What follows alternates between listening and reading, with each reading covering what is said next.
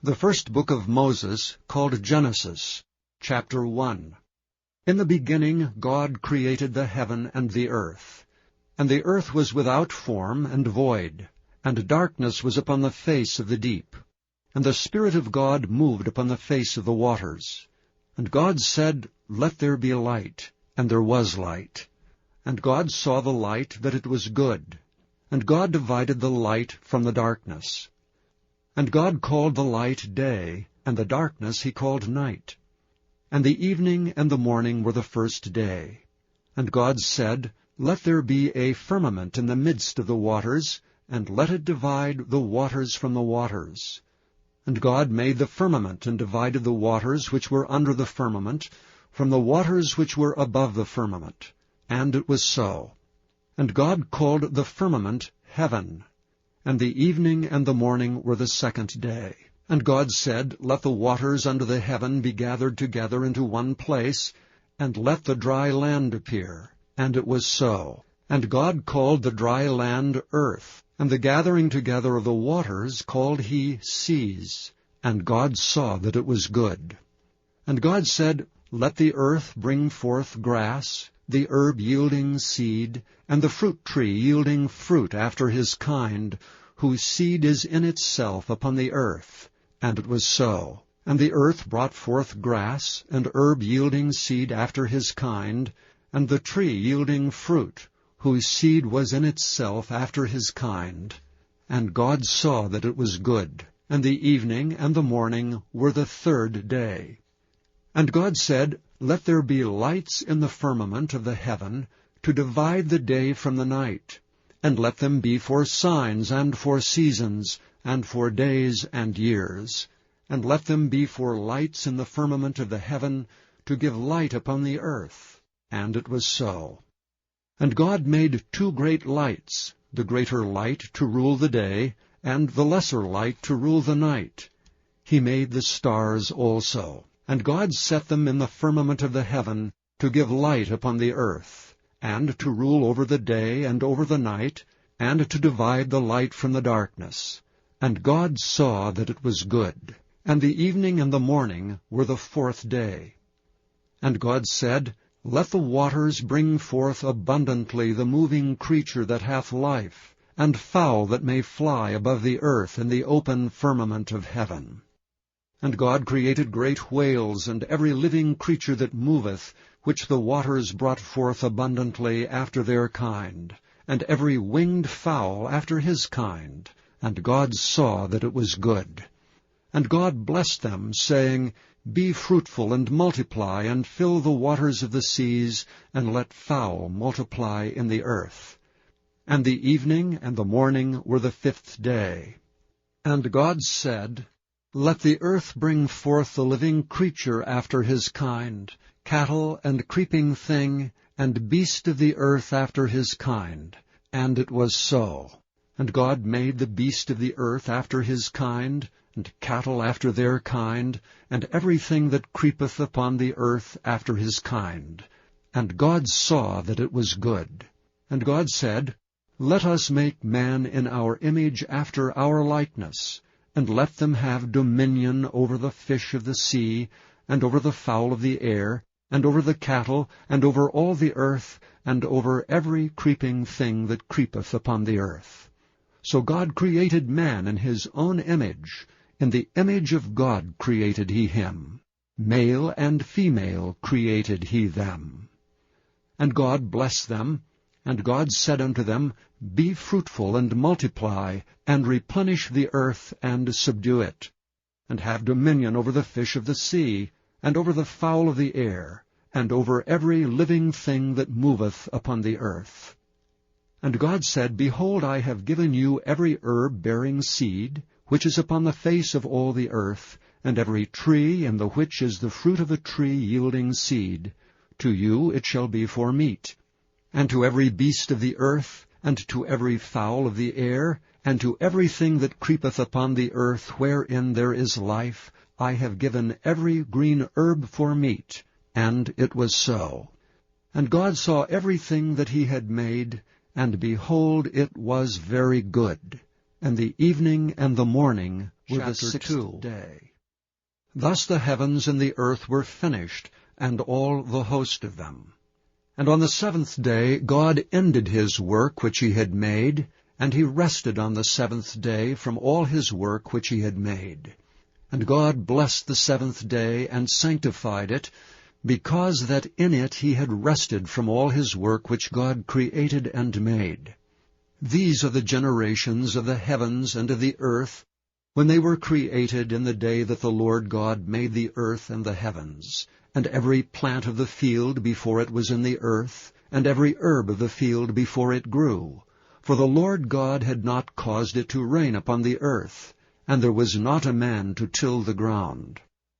But there went up a mist from the earth, and watered the whole face of the ground. And the Lord God formed man of the dust of the ground, and breathed into his nostrils the breath of life, and man became a living soul. And the Lord God planted a garden eastward in Eden, and there he put the man whom he had formed.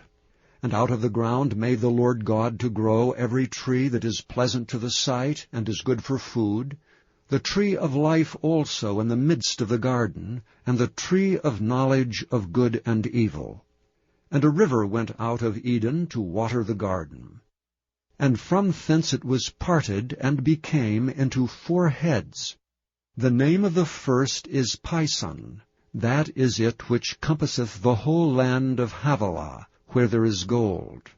And the gold of that land is good. There is bdellium and the onyx stone. And the name of the second river is Gihon. The same is it that compasseth the whole land of Ethiopia. And the name of the third river is Hiddekel, that is it which goeth toward the east of Assyria. And the fourth river is Euphrates. And the Lord God took the man, and put him into the garden of Eden to dress it and to keep it. And the Lord God commanded the man, saying, Of every tree of the garden thou mayest freely eat, but of the tree of the knowledge of good and evil thou shalt not eat of it, for in the day that thou eatest thereof thou shalt surely die. And the Lord God said, It is not good that the man should be alone. I will make him an helpmeet for him. And out of the ground the Lord God formed every beast of the field, and every fowl of the air, and brought them unto Adam to see what he would call them. And whatsoever Adam called every living creature, that was the name thereof. And Adam gave names to all cattle, and to the fowl of the air, and to every beast of the field. But for Adam there was not found an helpmeet for him.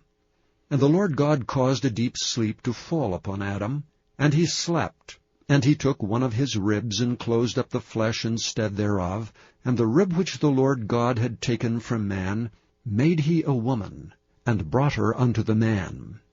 And Adam said, This is now bone of my bones, and flesh of my flesh.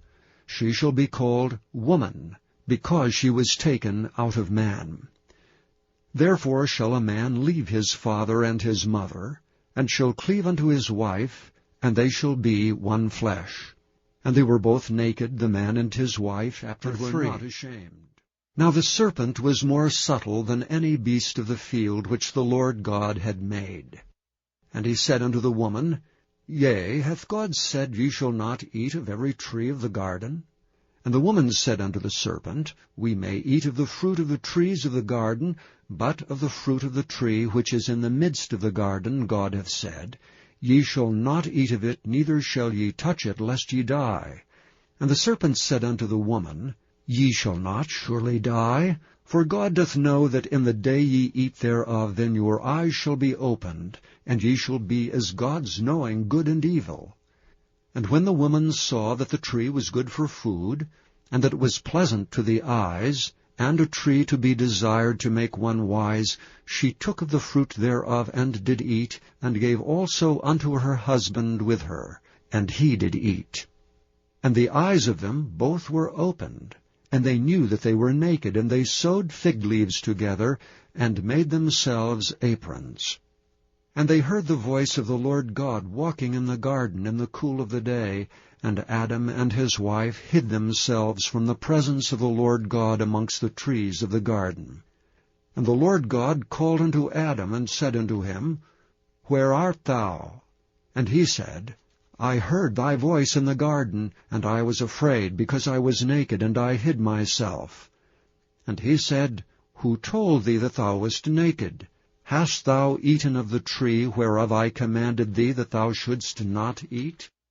And the man said, The woman whom thou gavest to be with me, she gave me of the tree, and I did eat.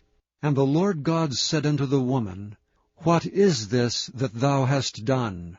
And the woman said, The serpent beguiled me, and I did eat.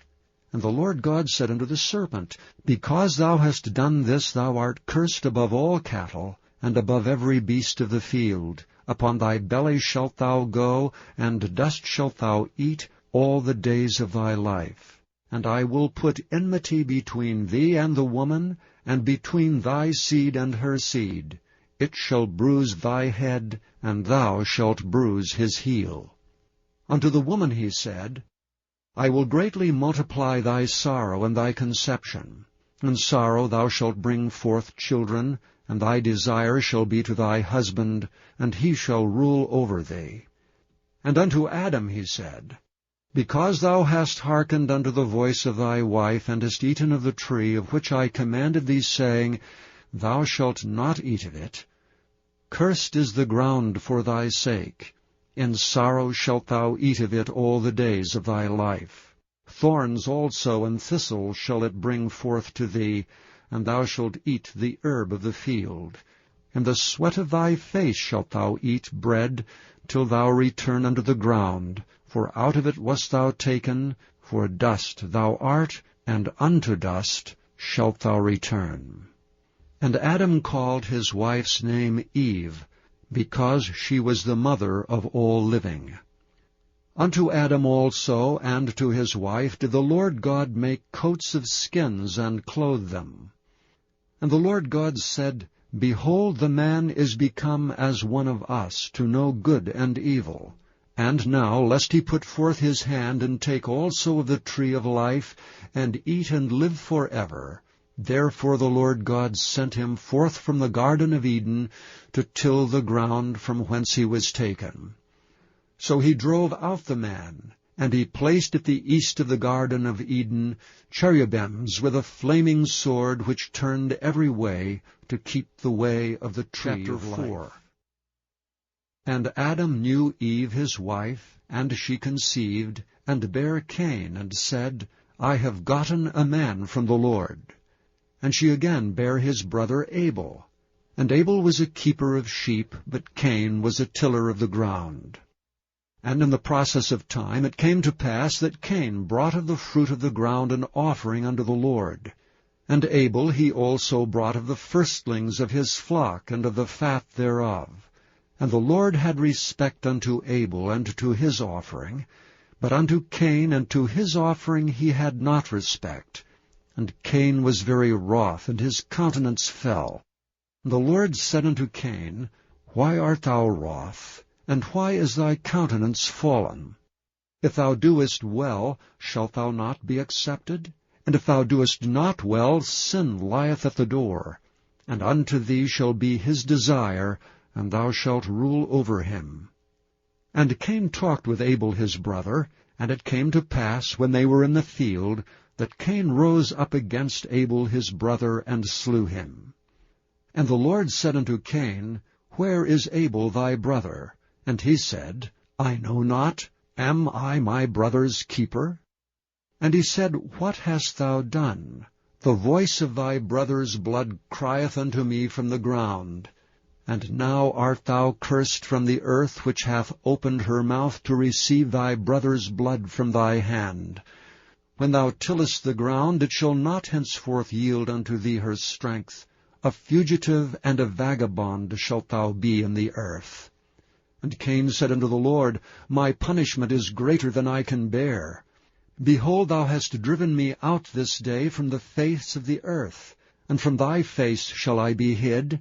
and I shall be a fugitive and a vagabond in the earth, and it shall come to pass that every one that findeth me shall slay me.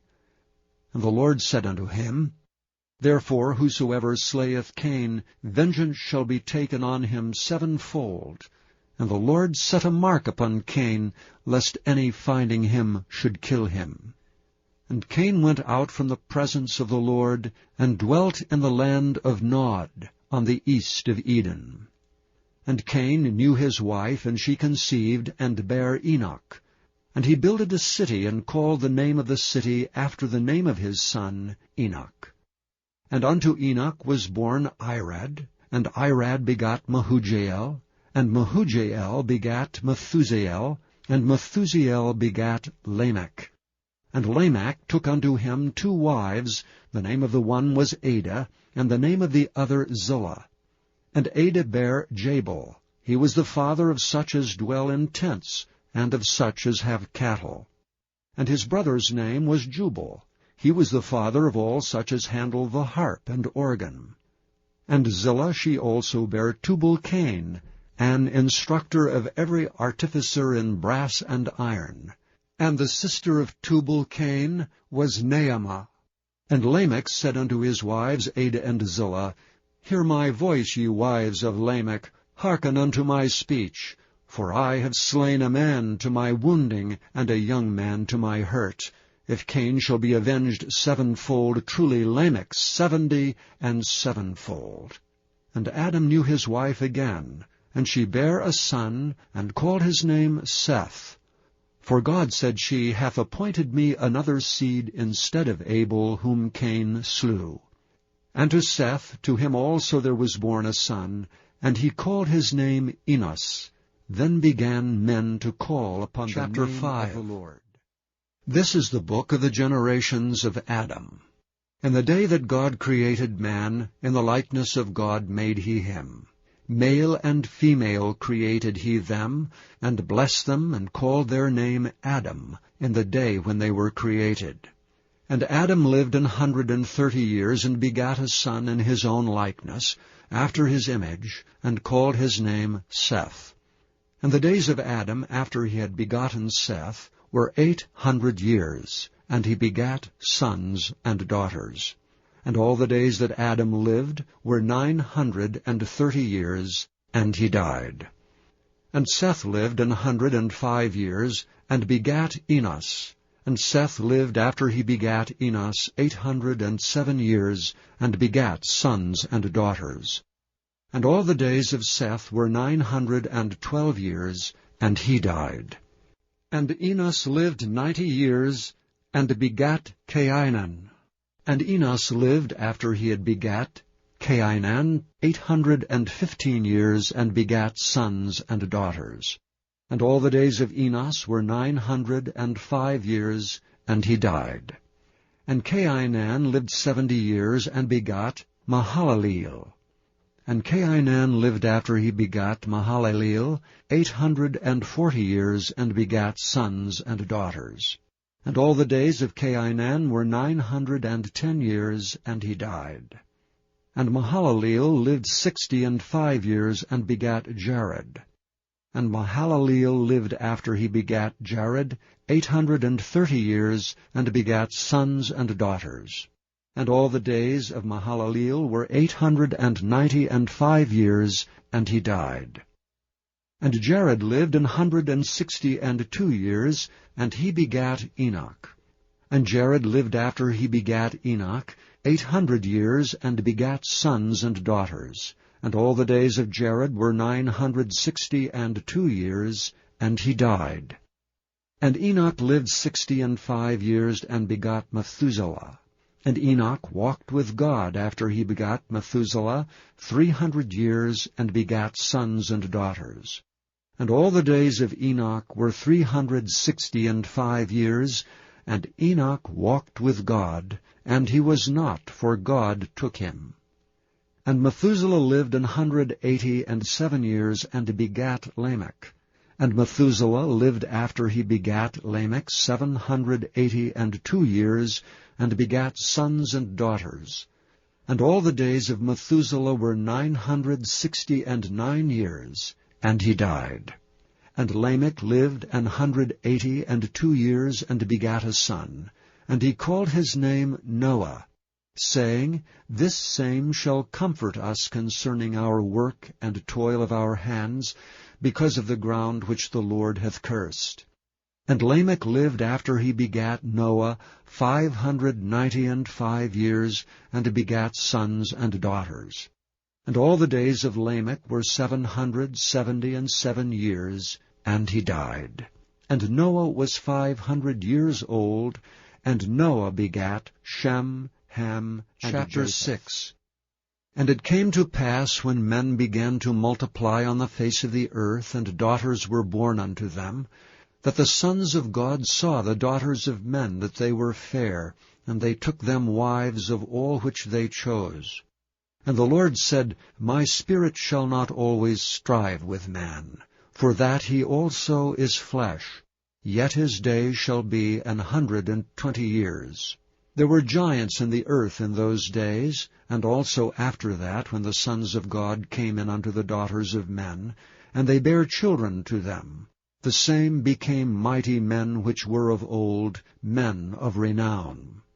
And God saw that the wickedness of man was great in the earth, and that every imagination of his thoughts of his heart was only evil continually.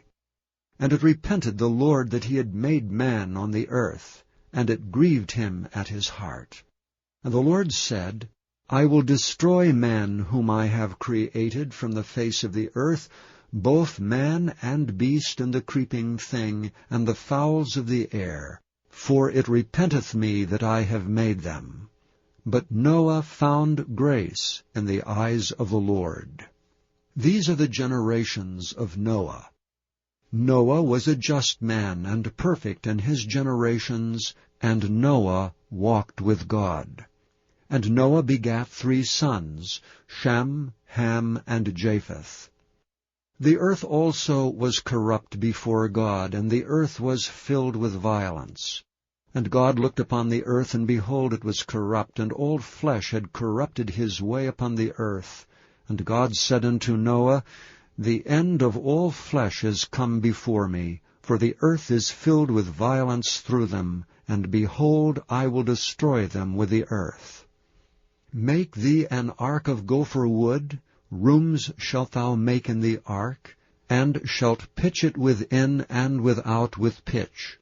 And this is the fashion which thou shalt make it of. The length of the ark shall be 300 cubits, the breadth of it 50 cubits, and the height of it 30 cubits. A window shalt thou make to the ark, and in a cubit shalt thou finish it above. And the door of the ark shalt thou set in the side thereof. With lower, second, and third stories shalt thou make it. And behold, I, even I, do bring a flood of waters upon the earth to destroy all flesh, wherein is the breath of life from under heaven, and everything that is in the earth shall die. But with thee will I establish my covenant. And thou shalt come into the ark, thou and thy sons and thy wife and thy sons' wives with thee. And of every living thing of all flesh, 2 of every sort shalt thou bring into the ark, to keep them alive with thee. They shall be male and female. Of fowls after their kind, and of cattle after their kind, of every creeping thing of the earth after his kind, 2 of every sort shall come unto thee, to keep them alive. And take thou unto thee of all food that is eaten, and thou shalt gather it to thee, and it shall be for food for thee and for them. Thus did Noah, according to all that God commanded him, so Chapter 7. And the Lord said unto Noah, Come thou and all thy house into the ark, for thee have I seen righteous before me in this generation. Of every clean beast thou shalt take to thee by 7s, the male and his female, and of beasts that are not clean by 2, the male and his female. Of fowls also of the air by 7s, the male and the female, to keep seed alive upon the face of all the earth. For yet 7 days, and I will cause it to rain upon the earth 40 days and 40 nights, and every living substance that I have made will I destroy from off the face of the earth. And Noah did according unto all that the Lord commanded him. And Noah was 600 years old when the flood of waters was upon the earth. And Noah went in, and his sons, and his wife, and his sons' wives with him, into the ark because of the waters of the flood. Of clean beasts, and of beasts that are not clean, and of fowls, and of everything that creepeth upon the earth, there went in 2 and 2 unto Noah into the ark, the male and the female, as God had commanded Noah. And it came to pass after 7 days that the waters of the flood were upon the earth. In the 600th year of Noah's life, in the 2nd month, the 17th day of the month, the same day were all the fountains of the great deep broken up, and the windows of heaven were opened. And the rain was upon the earth 40 days and 40 nights. And the selfsame day entered Noah and Shem, and Ham and Japheth, and the sons of Noah, and Noah's wife, and the 3 wives of his sons with them, into the ark.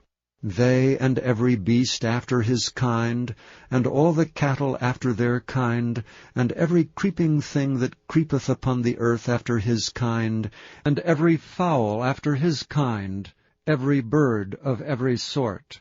And they went in unto Noah into the ark, 2 and 2 of all flesh, wherein is the breath of life. And they that went in male and female of all flesh, as God had commanded him, and the Lord shut him in.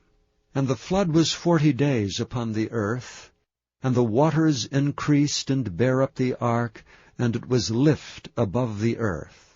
And the waters prevailed and were increased greatly upon the earth, and the ark went upon the face of the waters. And the waters prevailed exceedingly upon the earth, and all the high hills that were under the whole heaven were covered. 15 cubits upward did the waters prevail, and the mountains were covered. And all flesh died that moved upon the earth, both of fowl, and of cattle, and of beast, and of every creeping thing that creepeth upon the earth, and every man, all in whose nostrils was the breath of life, of all that was in the dry land died. And every living substance was destroyed which was upon the face of the ground, both man and cattle, and the creeping things, and the fowl of the heaven, and they were destroyed from the earth.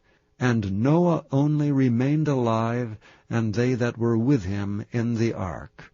And the waters prevailed upon the earth 150 days.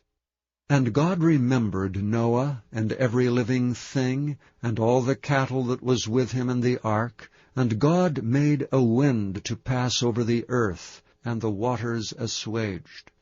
The fountains also of the deep and the windows of heaven were stopped, and the rain from heaven was restrained.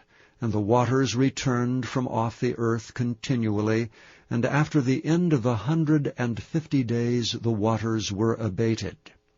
And the ark rested in the 7th month, on the 17th day of the month, upon the mountains of Ararat. And the waters decreased continually until the 10th month. In the 10th month, on the 1st day of the month, were the tops of the mountains seen. And it came to pass at the end of 40 days that Noah opened the window of the ark which he had made, and he sent forth a raven, which went forth to and fro, until the waters were dried up from off the earth. Also he sent forth a dove from him to see if the waters were abated from off the face of the ground. But the dove found no rest for the sole of her foot, and she returned unto him into the ark, for the waters were on the face of the whole earth. Then he put forth his hand, and took her, and pulled her in unto him into the ark. And he stayed yet other 7 days, and again he sent forth the dove out of the ark. And the dove came in to him in the evening, and lo, in her mouth was an olive leaf plucked off. So Noah knew that the waters were abated from off the earth. And he stayed yet other 7 days, and sent forth the dove, which returned not again unto him any more.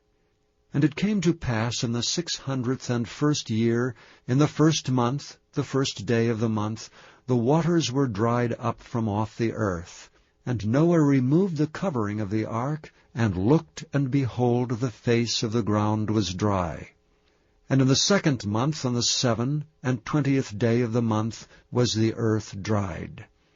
And God spake unto Noah, saying, Go forth of the ark, thou, and thy wife, and thy sons wives with thee. Bring forth with thee every living thing that is with thee of all flesh, both of fowl and of cattle, and of every creeping thing that creepeth upon the earth, that they may breed abundantly in the earth, and be fruitful, and multiply upon the earth. And Noah went forth, and his sons, and his wife, and his sons' wives with him, every beast, every creeping thing, and every fowl, and whatsoever creepeth upon the earth after their kinds, went forth out of the ark. And Noah builded an altar unto the Lord, and took of every clean beast, and of every clean fowl, and offered burnt offerings on the altar. And the Lord smelled a sweet savour, and the Lord said in his heart, I will not again curse the ground any more for man's sake, for the imagination of man's heart is evil from his youth, neither will I again smite any more everything living as I have done.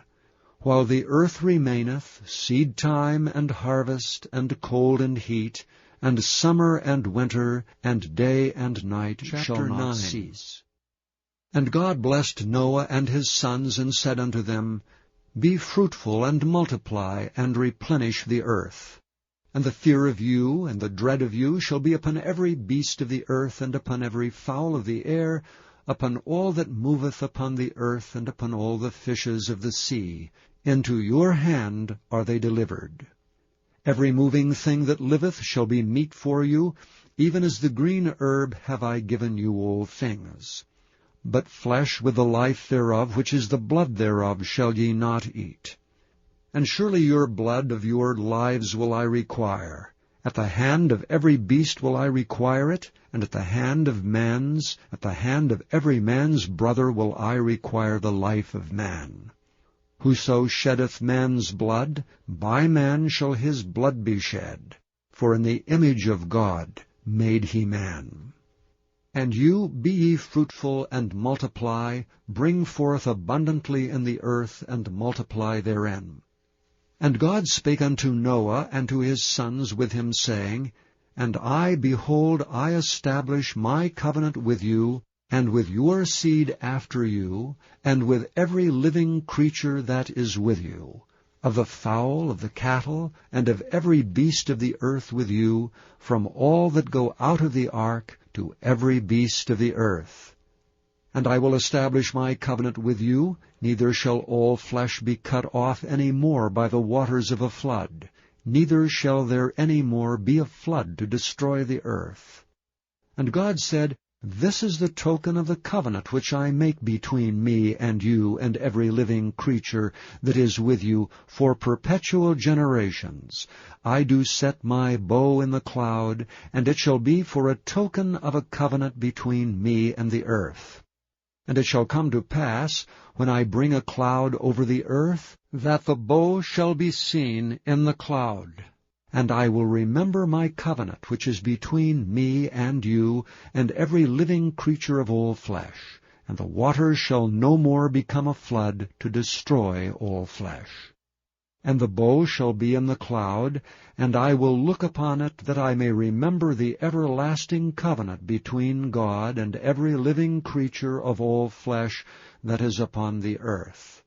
And God said unto Noah, This is the token of the covenant which I have established between me and all flesh that is upon the earth. And the sons of Noah that went forth of the ark were Shem, and Ham, and Japheth, and Ham is the father of Canaan. These are the 3 sons of Noah, and of them was the whole earth overspread. And Noah began to be an husbandman, and he planted a vineyard, and he drank of the wine, and was drunken, and he was uncovered within his tent. And Ham, the father of Canaan, saw the nakedness of his father, and told his two brethren without.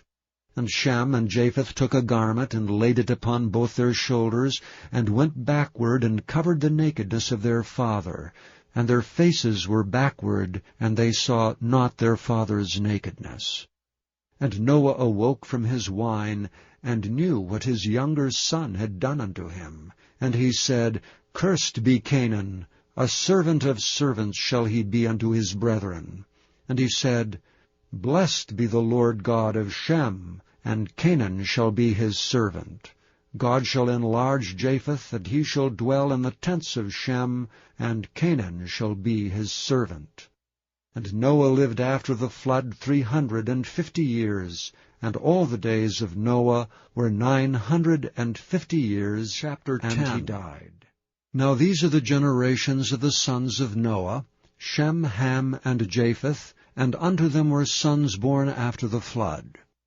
The sons of Japheth, Gomer, and Magog, and Madai, and Javan, and Tubal, and Meshech, and Tyrus. And the sons of Gomer, Ashkenaz, and Riphath, and Togarmah. And the sons of Javan, Elisha, and Tarshish, Kittim, and Dodanim. By these were the isles of the Gentiles divided into their lands, every one after his tongue, after their families, in their nations. And the sons of Ham, Cush, and Mizraim, and Phut, and Canaan. And the sons of Cush, Seba, and Havilah, and Sabta, and Raamah, and Sabteka. And the sons of Raamath, Sheba, and Dedan. And Cush begat Nimrod. He began to be a mighty one in the earth. He was a mighty hunter before the Lord. Wherefore it is said, even as Nimrod, the mighty hunter before the Lord. And the beginning of his kingdom was Babel, and Erech, and Akkad, and Calne in the land of Shinar. Out of that land went forth Asher, and builded Nineveh, and the city Rehoboth, and Calah. And reason between Nineveh and Calah, the same is a great city. And Mizraim begat Ludim, and Anamim, and Lahabim, and Naphtuhim, and Pathrusim, and Casluhim, out of whom came Philistim, and Caphtorim. And Canaan begat Sidon, his firstborn, and Heth, and the Jebusite, and the Amorite, and the Girgashite, and the Hivite, and the Archite, and the Sinite, and the Arvadite, and the Zemrarite, and the Hamathite, and afterward were the families of the Canaanites spread abroad. And the border of the Canaanites was from Sidon, as thou comest to Gerar, and to Gaza, as thou goest unto Sodom and Gomorrah, and Admah, and Zeboim, even unto Lasha. These are the sons of Ham, after their families, after their tongues, in their countries, and in their nations. Unto Shem also the father of all the children of Eber, the brother of Japheth, the elder, even to him were children born. The children of Shem, Elam, and Asher, and Arphaxad, and Lud, and Aram. And the children of Aram, Uz, and Hul, and Gether, and Mash. And Arphaxad begat Selah, and Selah begat Eber, and unto Eber were born 2 sons. The name of one was Peleg, for in his days was the earth divided, and his brother's name was Joktan. And Joktan begat Almodad, and Sheleph, and Hazarmaveth, and Jerah, and Hadoram, and Uzal, and Diklah, and Obal, and Abimael, and Sheba, and Ophir, and Havilah, and Jobab. All these were the sons of Joktan. And their dwelling was from Mesha, as thou goest unto Sephar, a mount of the east. These are the sons of Shem, after their families, after their tongues, in their lands, after their nations. These are the families of the sons of Noah, after their generations, in their nations, and by these were the nations divided in the earth. Chapter 11. The flood. And the whole earth was of one language, of one speech. It came to pass, as they journeyed from the east, that they found a plain in the land of Shinar, and they dwelt there. And they said one to another, Go to, let us make brick, and burn them thoroughly. And they had brick for stone, and slime had they for mortar. And they said, Go to, let us build a city, and a tower whose top may reach unto heaven. And let us make us a name, lest we be scattered abroad upon the face of the whole earth. And the Lord came down to see the city and the tower which the children of men builded. And the Lord said, Behold, the people is one, and they have all one language, and this they begin to do. And now nothing will be restrained from them which they have imagined to do. Go to, let us go down, and there confound their language, that they may not understand one another's speech. So the Lord scattered them abroad from thence upon the face of all the earth, and they left off to build the city. Therefore is the name of it called Babel, because the Lord did there confound the language of all the earth, and from thence did the Lord scatter them abroad upon the face of all the earth. These are the generations of Shem. Shem was 100 years old, and begat Arphaxad 2 years after the flood. And Shem lived after he begat Arphaxad 500 years, and begat sons and daughters.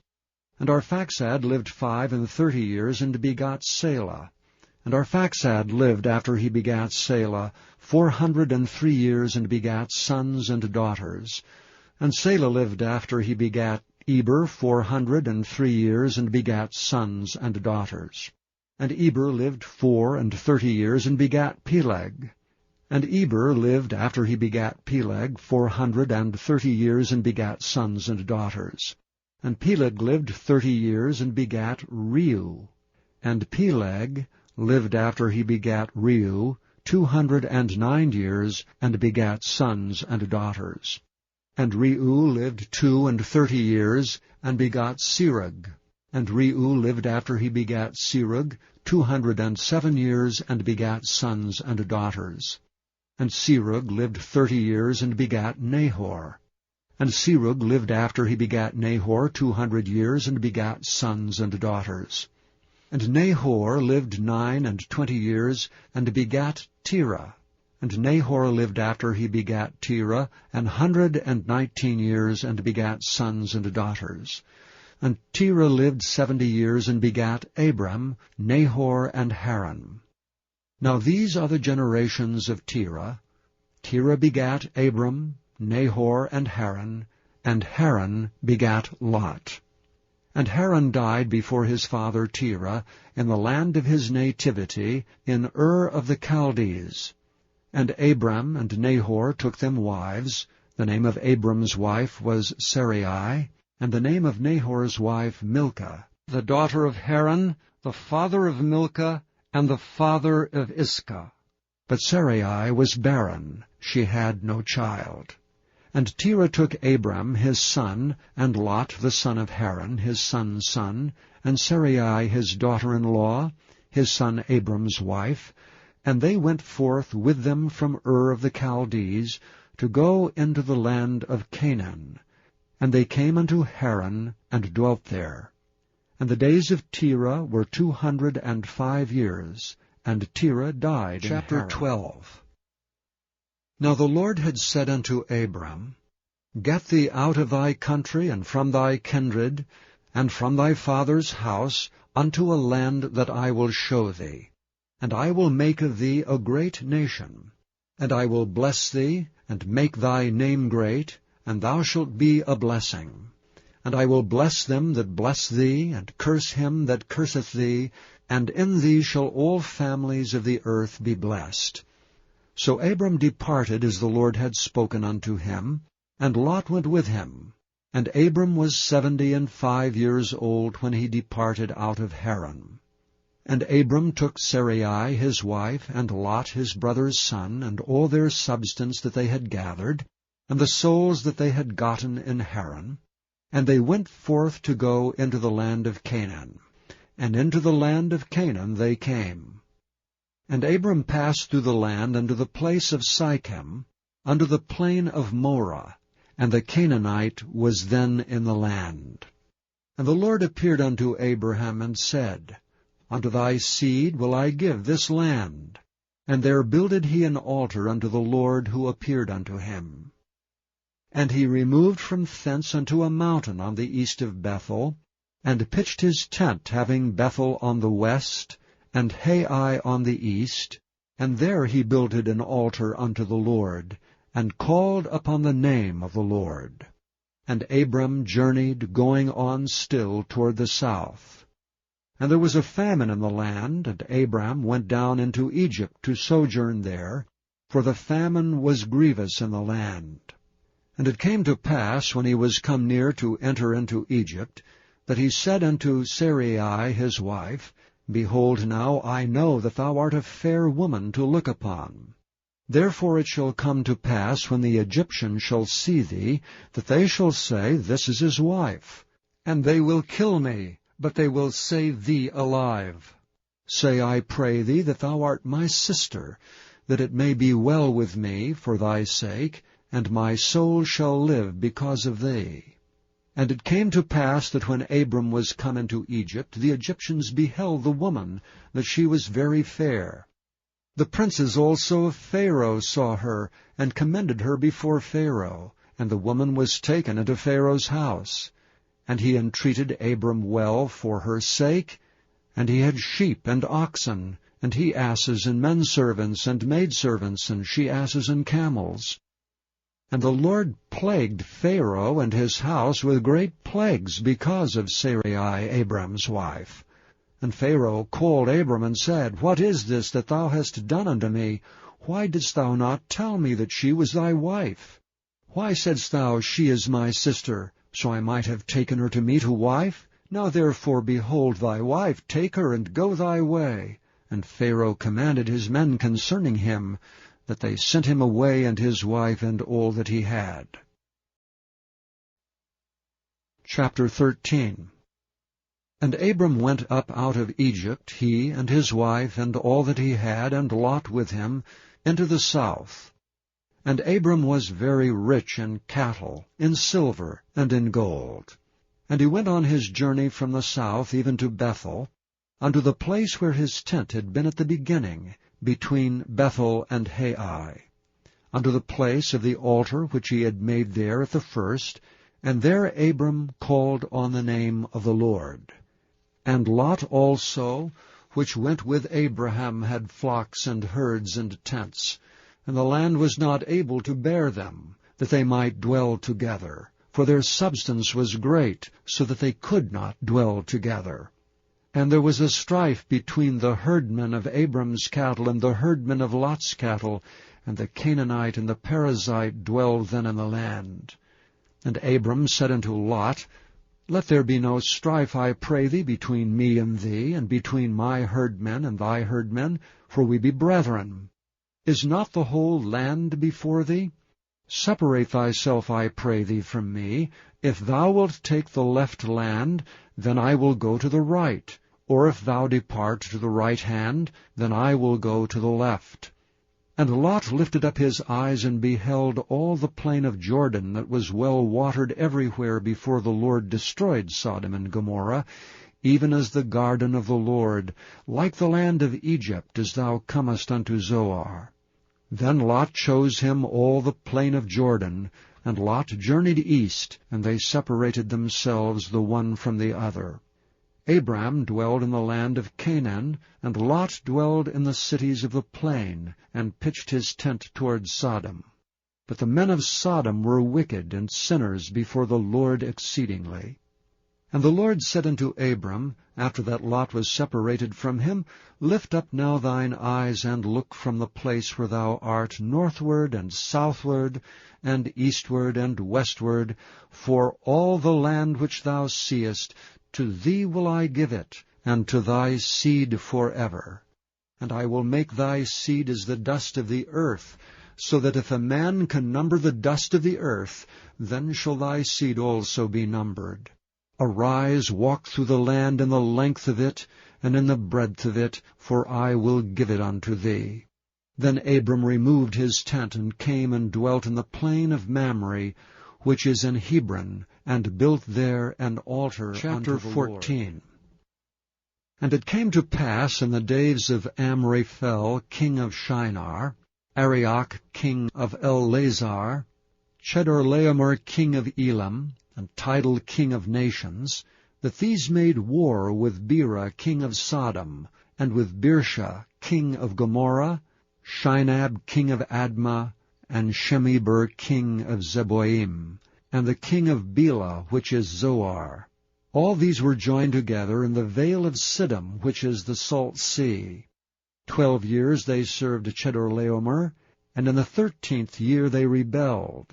And in the 14th year came to Chedorlaomer, and the kings that were with him, and smote the Rephaims, and Ashtaroth, Karnaim, and the Zuzims in Ham, and the Emims in Sheva, Kiriathaim, and the Horites in their Mount Seir, unto Elpharan, which is by the wilderness. And they returned and came to En-Mishpat, which is in Kadesh, and smote all the country of the Amalekites, and also the Amorites that dwelt in Hazanon Tamar. And there went out the king of Sodom, and the king of Gomorrah, and the king of Admah, and the king of Zeboim, and the king of Bela, the same as Zoar, and they joined battle with them in the vale of Siddim, with Chedorlaomer the king of Elam, and with Tidal king of nations, and Amraphel king of Shinar, and Arioch king of Ellasar, 4 kings with 5. And the vale of Siddim was full of slime pits, and the kings of Sodom and Gomorrah fled, and fell there, and they that remained fled to the mountain. And they took all the goods of Sodom and Gomorrah, and all their victuals, and went their way. And they took Lot, Abram's brother's son, who dwelt in Sodom, and his goods, and departed. And there came one that had escaped, and told Abram the Hebrew, for he dwelt in the plain of Mamre, the Amorite, brother of Eshcol, and brother of Aner. And these were confederate with Abram. And when Abram heard that his brother was taken captive, he armed his trained servants, born in his own house, 318, and pursued them unto Dan. And he divided himself against them, he and his servants by night, and smote them and pursued them unto Hobah, which is on the left hand of Damascus. And he brought back all the goods, and also brought again his brother Lot, and his goods, and the women also, and the people.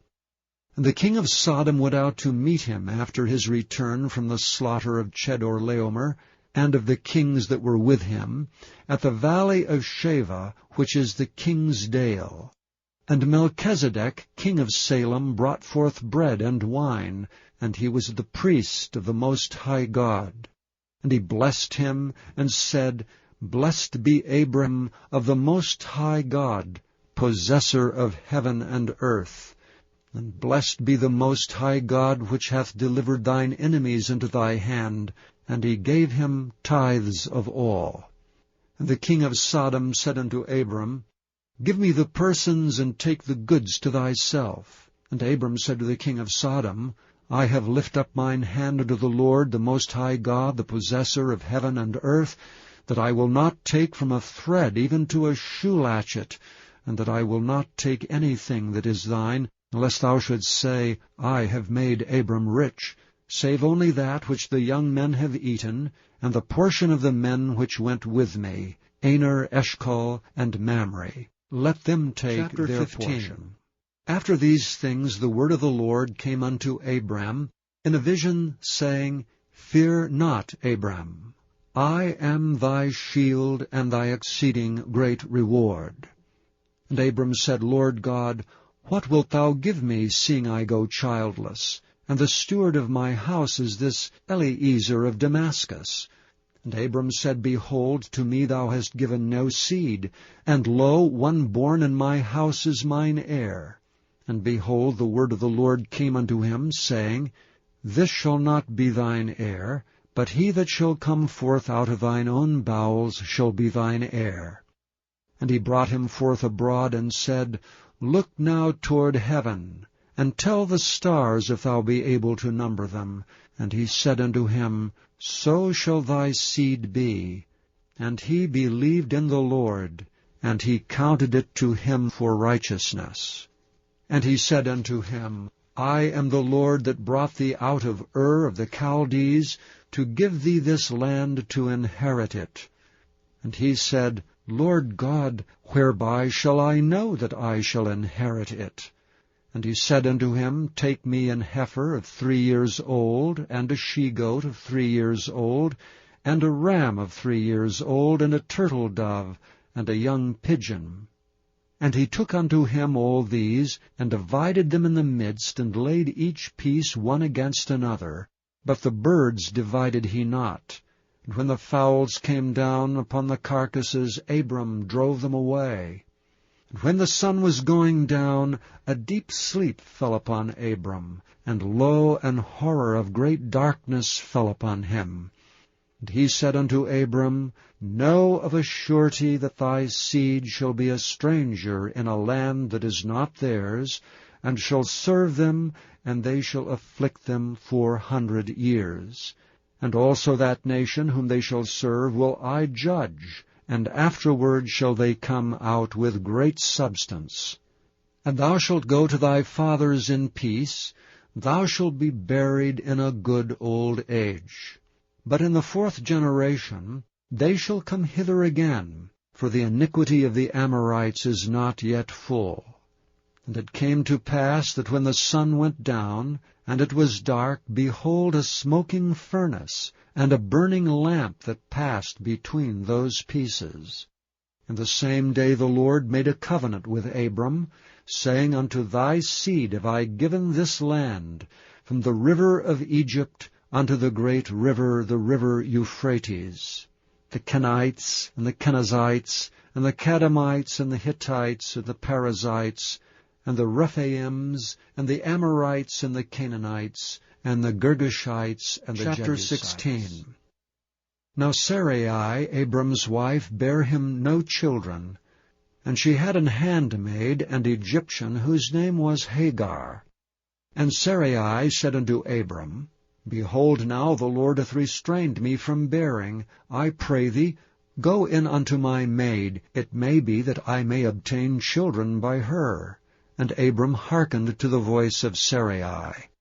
And Sarai, Abram's wife, took Hagar, her maid the Egyptian, after Abram had dwelt 10 years in the land of Canaan, and gave her to her husband Abram to be his wife. And he went in unto Hagar, and she conceived. And when she saw that she had conceived, her mistress was despised in her eyes. And Sarai said unto Abram, My wrong be upon thee. I have given my maid into thy bosom. And when she saw that she had conceived, I was despised in her eyes. The Lord judge between me and thee. But Abram said unto Sarai, Behold, thy maid is in thy hand. Do to her as it pleaseth thee. And when Sarai dwelt hardly with her, she fled from her face. And the angel of the Lord found her by a fountain of water in the wilderness, by the fountain in the way to Shur. And he said, Hagar, Sarai's maid, whence camest thou, and whither wilt thou go? And she said, I flee from the face of my mistress Sarai. And the angel of the Lord said unto her, Return to thy mistress, and submit thyself under her hands. And the angel of the Lord said unto her, I will multiply thy seed exceedingly, that it shall not be numbered for multitude. And the angel of the Lord said unto her, Behold, thou art with child, and shalt bear a son, and shalt call his name Ishmael, because the Lord hath heard thy affliction. And he will be a wild man, his hand will be against every man, and every man's hand against him, and he shall dwell in the presence of all his brethren. And she called the name of the Lord that spake unto her, Thou God seest me, for she said, I have also here looked after him that seeth me. Wherefore the well was called Bir Lahairoi. Behold, it is between Kadesh and Bered. And Hagar bare Abram a son, and Abram called his son's name, which Hagar bare, Ishmael. And Abram was 86 years old when Hagar bare Ishmael. Chapter 17. And when Abram was 90 years old and 9, the Lord appeared to Abram and said unto him, I am the Almighty God. Walk before me, and be thou perfect. And I will make my covenant between me and thee, and will multiply thee exceedingly. And Abram fell on his face, and God talked with him, saying, As for me, behold, my covenant is with thee, and thou shalt be a father of many nations.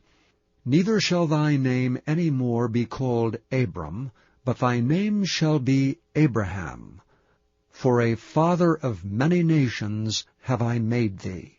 And I will make thee exceeding fruitful, and I will make nations of thee, and kings shall come out of thee. And I will establish my covenant between me and thee and thy seed after thee and their generations for an everlasting covenant, to be a God unto thee, and to thy seed after thee. And I will give unto thee and to thy seed after thee the land wherein thou art a stranger, all the land of Canaan, for an everlasting possession, and I will be their God.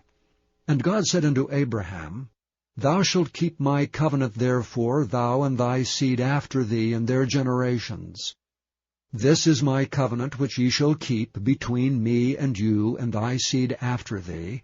Every man-child among you shall be circumcised. And ye shall circumcise the flesh of your foreskin, and it shall be a token of the covenant betwixt me and you. And he that is 8 days old shall be circumcised among you, every man-child in your generations, he that is born in the house or bought with money of any stranger which is not of thy seed.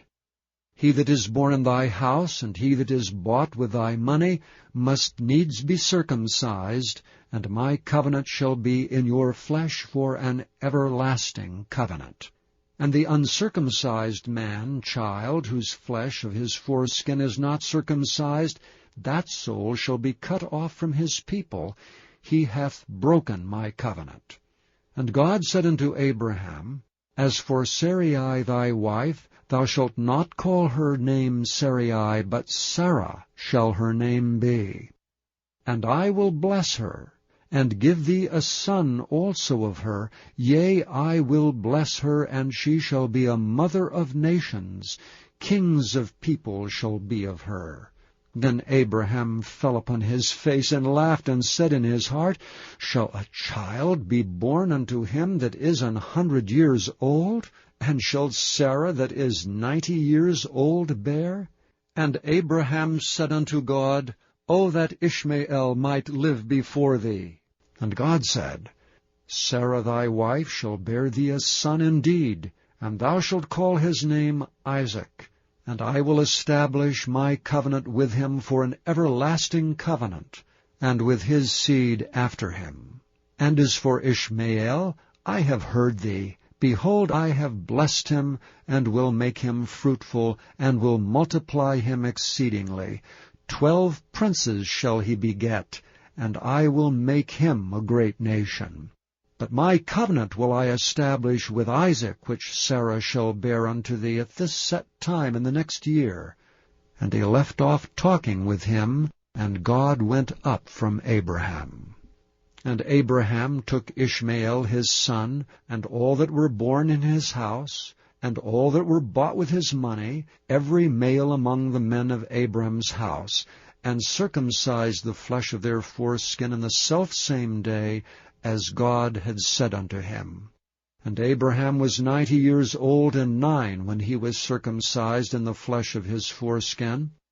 And Ishmael his son was 13 years old when he was circumcised in the flesh of his foreskin. In the selfsame day was Abraham circumcised, and Ishmael his son.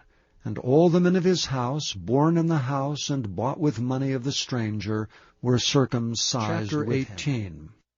And the Lord appeared unto him in the plains of Mamre, and he sat in the tent door in the heat of the day. And he lifted up his eyes and looked, and lo, 3 men stood by him. And when he saw them, he ran to meet them from the tent door, and bowed himself toward the ground, and said, My lord, if now I have found favor in thy sight, pass not away, I pray thee, from thy servant. Let a little water, I pray you, be fetched, and wash your feet, and rest yourselves under the tree. And I will fetch a morsel of bread, and comfort ye your hearts. After that ye shall pass on, for therefore are ye come to your servant. And they said, So do, as thou hast said. And Abraham hastened into the tent unto Sarah, and said, Make ready quickly 3 measures of fine meal, knead it, and make cakes upon the hearth.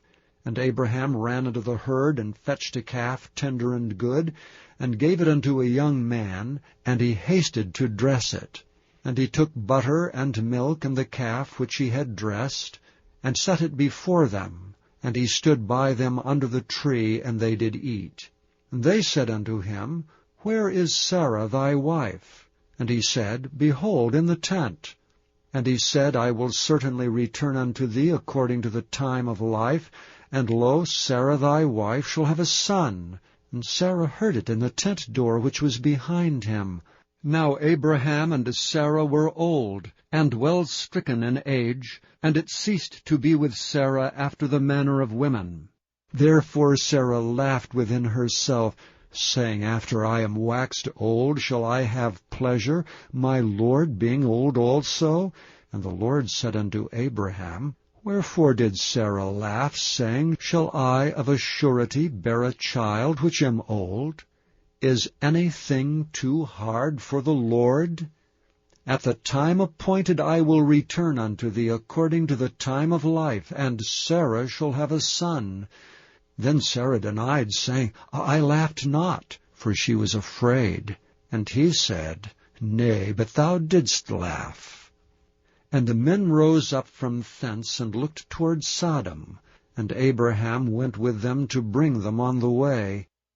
And the Lord said, Shall I hide from Abraham that thing which I do, seeing that Abraham shall surely become a great and mighty nation, and all the nations of the earth shall be blessed in him? For I know him, that he will command his children and his household after him, and they shall keep the way of the Lord, to do justice and judgment, that the Lord may bring upon Abraham that which he hath spoken of him. And the Lord said, Because the cry of Sodom and Gomorrah is great, and because their sin is very grievous, I will go down now, and see whether they have done altogether according to the cry of it, which is come unto me, and if not, I will know. And the men turned their faces from thence, and went toward Sodom, but Abraham stood yet before the Lord. And Abraham drew near and said, Wilt thou also destroy the righteous with the wicked? Peradventure there be 50 righteous within the city. Wilt thou also destroy and not spare the place for the 50 righteous that are therein? That be far from thee to do after this manner, to slay the righteous with the wicked, and that the righteous should be as the wicked. That be far from thee. Shall not the judge of all the earth do right? And the Lord said, If I find in Sodom 50 righteous within the city, then I will spare all the place for their sakes. And Abraham answered and said, Behold, now I have taken upon me to speak unto the Lord, which am but dust and ashes. Peradventure there shall lack 5 of the 50 righteous. Wilt thou destroy all the city for lack of 5? And he said, If I find there 45, I will not destroy it. And he spake unto him yet again, and said, Peradventure there shall be 40 found there. And he said, I will not do it for 40's sake. And he said unto him, O let not the Lord be angry, and I will speak. Peradventure there shall 30 be found there. And he said, I will not do it if I find 30 there. And he said, Behold, now I have taken upon me to speak unto the Lord. Peradventure there shall be 20 found there. And he said, I will not destroy it for 20's sake. And he said, O let not the Lord be angry, and I will speak yet but this once. Peradventure 10 shall be found there. And he said, I will not destroy it for 10's sake.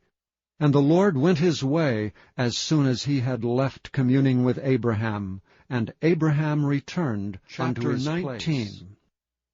And there came 2 angels to Sodom at even, and Lot sat in the gate of Sodom, and Lot, seeing them, rose up to meet them, and he bowed himself with his face toward the ground. And he said, Behold now, my lords, turn in, I pray you, into your servant's house, and tarry all night, and wash your feet, and ye shall rise up early, and go on your ways. And they said, Nay, but we will abide in the street all night. And he pressed upon them greatly, and they turned in unto him, and entered into his house. And he made them a feast, and did bake unleavened bread, and they did eat. But before they lay down, the men of the city, even the men of Sodom, compassed the house round, both young and old, all the people from every quarter. And they called unto Lot, and said unto him, Where are the men which came into thee this night? Bring them out unto us, that we may know them. And Lot went out at the door unto them, and shut the door after him, and said, I pray you, brethren, do not so wickedly. Behold, now I have 2 daughters which have not known man. Let me, I pray you, bring them out unto you, and do ye to them as is good in your eyes. Only unto these men do nothing, for therefore came they under the shadow of my roof. And they said, Stand back. And they said again, This one fellow came in to sojourn, and he will needs be a judge. Now will we deal worse with thee than with them. And they pressed sore upon the man, even Lot, and came near to break the door. But the men put forth their hand, and pulled Lot into the house to them, and shut to the door. And they smote the men that were at the door of the house with blindness, both small and great, so that they wearied themselves to find the door. And the men said unto Lot, Hast thou here any besides son-in-law, and thy sons, and thy daughters, and whatsoever thou hast in the city? Bring them out of this place. For we will destroy this place, because the cry of them is waxen great before the face of the Lord, and the Lord hath sent us to destroy it.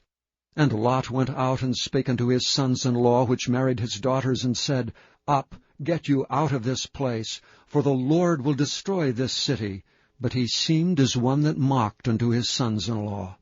And when the morning arose, then the angels hastened Lot, saying, Arise, take thy wife and thy 2 daughters which are here, lest thou be consumed in the iniquity of the city. And while he lingered, the men laid hold upon his hand, and upon the hand of his wife, and upon the hand of his 2 daughters, the Lord being merciful unto him, and they brought him forth, and set him without the city. And it came to pass, when they had brought them forth abroad, that he said, Escape for thy life. Look not behind thee, neither stay thou in all the plain. Escape to the mountain, lest thou be consumed. And Lot said unto them, O, not so, my lord. Behold, now thy servant hath found grace in thy sight, and thou hast magnified thy mercy which thou hast showed unto me in saving my life. And I cannot escape to the mountain, lest some evil take me and I die. Behold, now this city is near to flee unto, and it is a little one. O let me escape thither. Is it not a little one? And my soul shall live. And he said unto him, See, I have accepted thee concerning this thing also, that I will not overthrow this city for the which thou hast spoken. Haste thee, escape thither, for I cannot do anything till thou become thither. Therefore the name of the city was called Zoar. The sun was risen upon the earth when Lot entered into Zoar. Then the Lord rained upon Sodom and upon Gomorrah brimstone and fire from the Lord out of heaven, and he overthrew those cities and all the plain and all the inhabitants of the cities, and that which grew upon the ground. But his wife looked back from behind him, and she became a pillar of salt. And Abraham gat up early in the morning to the place where he stood before the Lord, and he looked toward Sodom and Gomorrah, and toward all the land of the plain, and beheld, and lo, the smoke of the country went up as the smoke of a furnace. And it came to pass, when God destroyed the cities of the plain, that God remembered Abraham, and sent Lot out of the midst of the overthrow, when he overthrew the cities in the which Lot dwelt. And Lot went up out of Zoar, and dwelt in the mountain, and his 2 daughters with him. For he feared to dwell in Zoar, and he dwelt in a cave, he and his 2 daughters. And the firstborn said unto the younger, Our father is old, and there is not a man in the earth to come in unto us after the manner of all the earth. Come, let us make our father drink wine, and we will lie with him, that we may preserve seed of our father. And they made their father drink wine that night, and the firstborn went in and lay with her father, and he perceived not when she lay down, nor when she arose. And it came to pass on the morrow, that the firstborn said unto the younger, Behold, I lay yesternight with my father, let us make him drink wine this night also, and go thou in and lie with him, that we may preserve seed of our father. And they made their father drink wine that night also, and the younger arose and lay with him, and he perceived not when she lay down, nor when she arose. Thus were both the daughters of Lot with child by their father. And the firstborn bare a son, and called his name Moab. The same is the father of the Moabites unto this day. And the younger she also bare a son, and called his name Ben-Ammi. The same is the father of the children of Ammon unto this day. And Abraham journeyed from thence toward the south country, and dwelled between Kadesh and Shur, and sojourned in Gerar. And Abraham said of Sarah his wife, She is my sister. And Abimelech king of Gerar sent and took Sarah.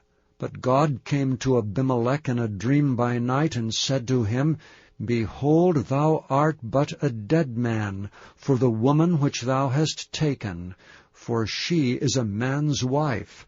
But Abimelech had not come near her, and he said, Lord, wilt thou slay also a righteous nation?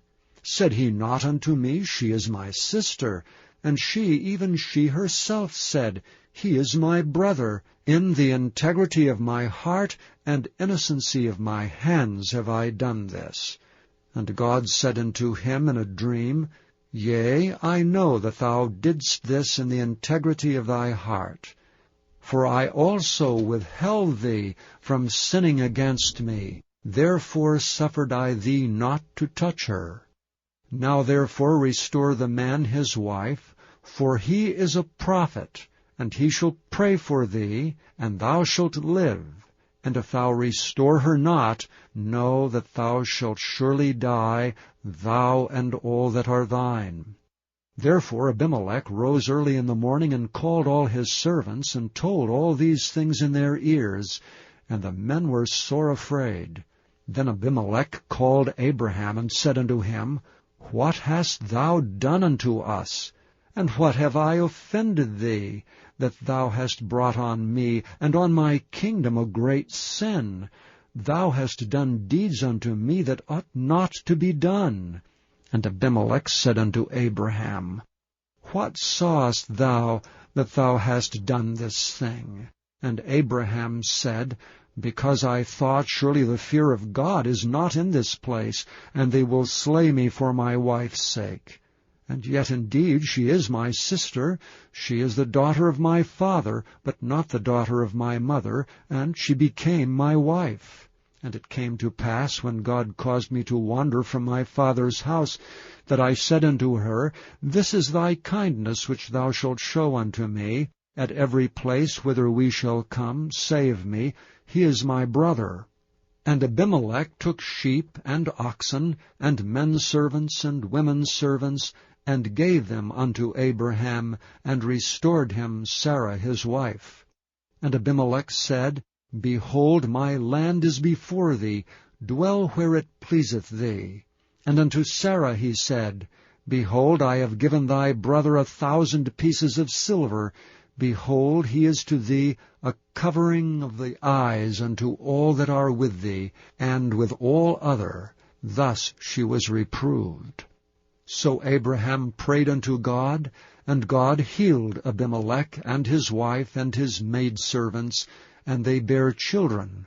For the Lord had fast closed up all the wombs of the house of Abimelech, because of Sarah, Abraham's Chapter 21. wife.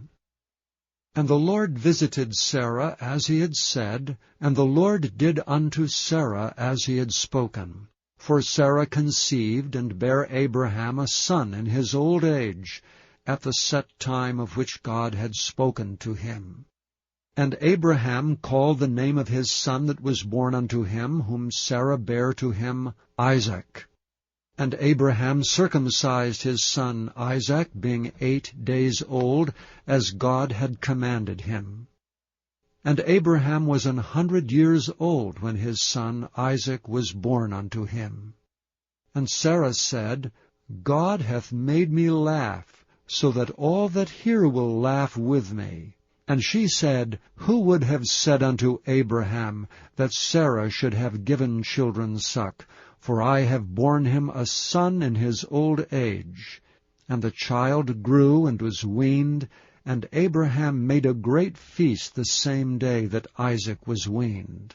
And Sarah saw the son of Hagar the Egyptian, which she had borne unto Abraham, mocking. Wherefore she said unto Abraham, Cast out this bondwoman and her son, for the son of this bondwoman shall not be heir with my son, even with Isaac. And the thing was very grievous in Abraham's sight because of his son.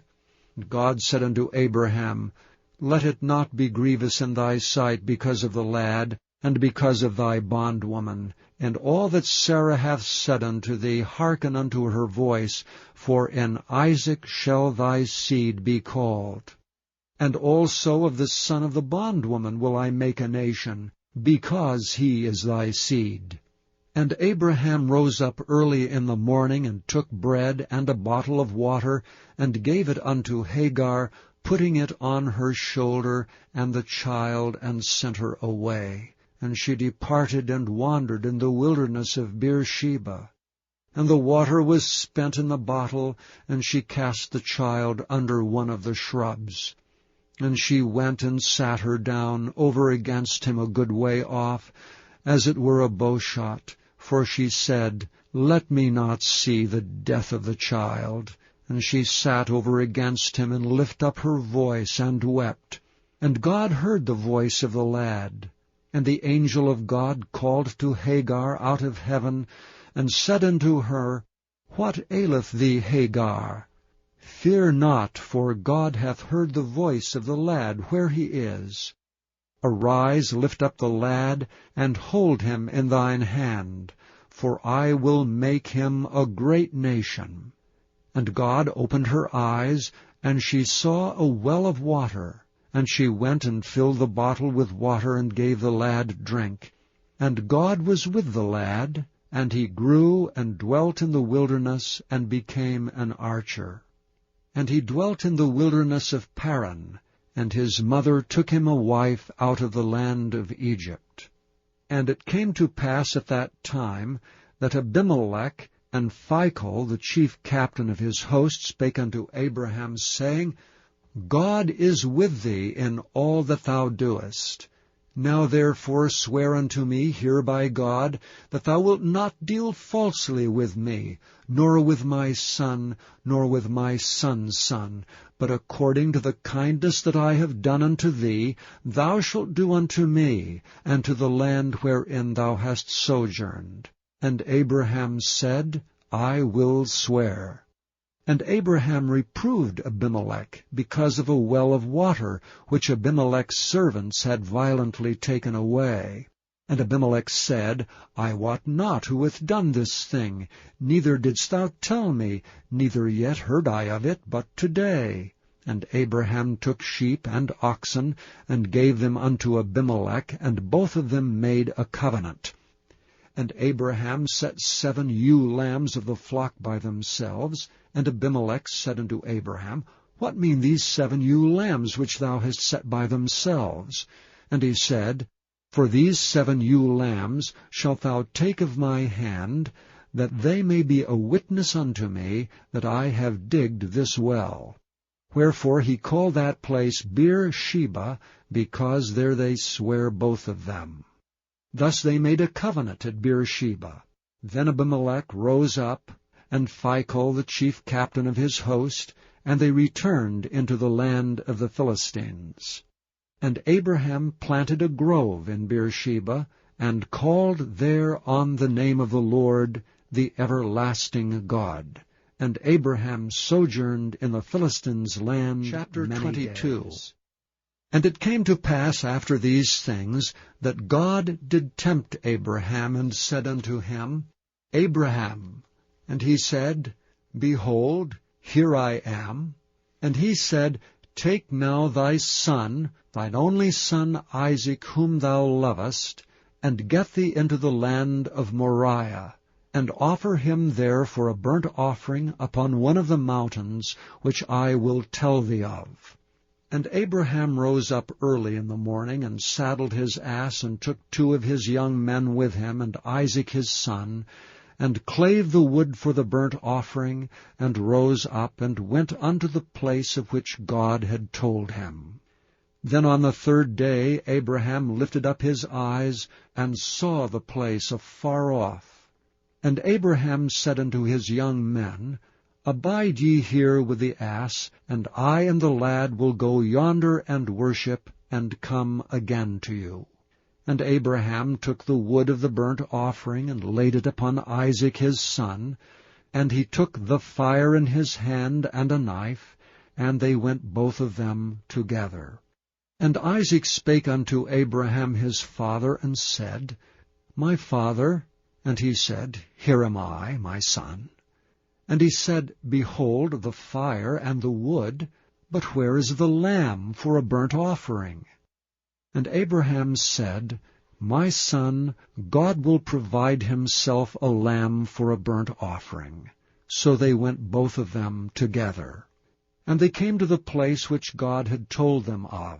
And Abraham built an altar there, and laid the wood in order, and bound Isaac his son, and laid him on the altar upon the wood. And Abraham stretched forth his hand, and took the knife to slay his son. And the angel of the Lord called unto him out of heaven, and said, Abraham, Abraham. And he said, Here am I. And he said, Lay not thy hand upon the lad, neither do thou anything unto him. For now I know that thou fearest God, seeing thou hast not withheld thy son, thine only son, from me.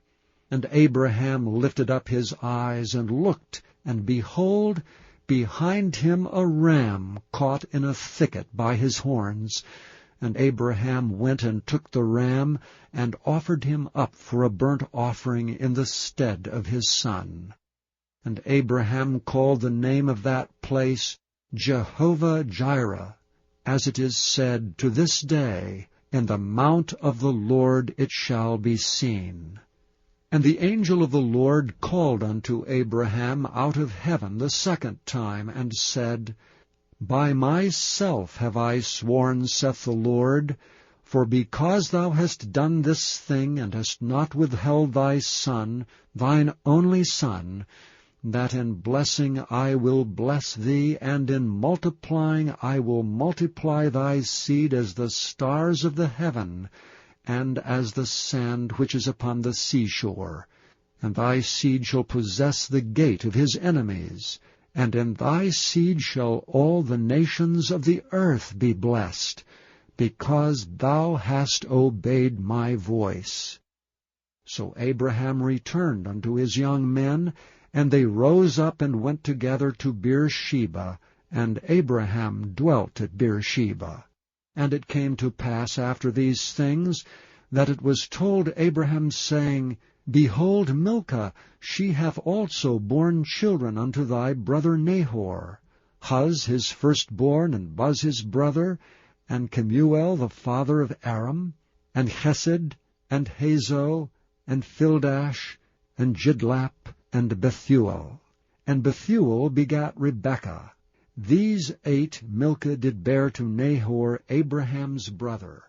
And his concubine, whose name was Rumah, she bare also Teba, and Gaham, and Thahash, and Maacah. 23.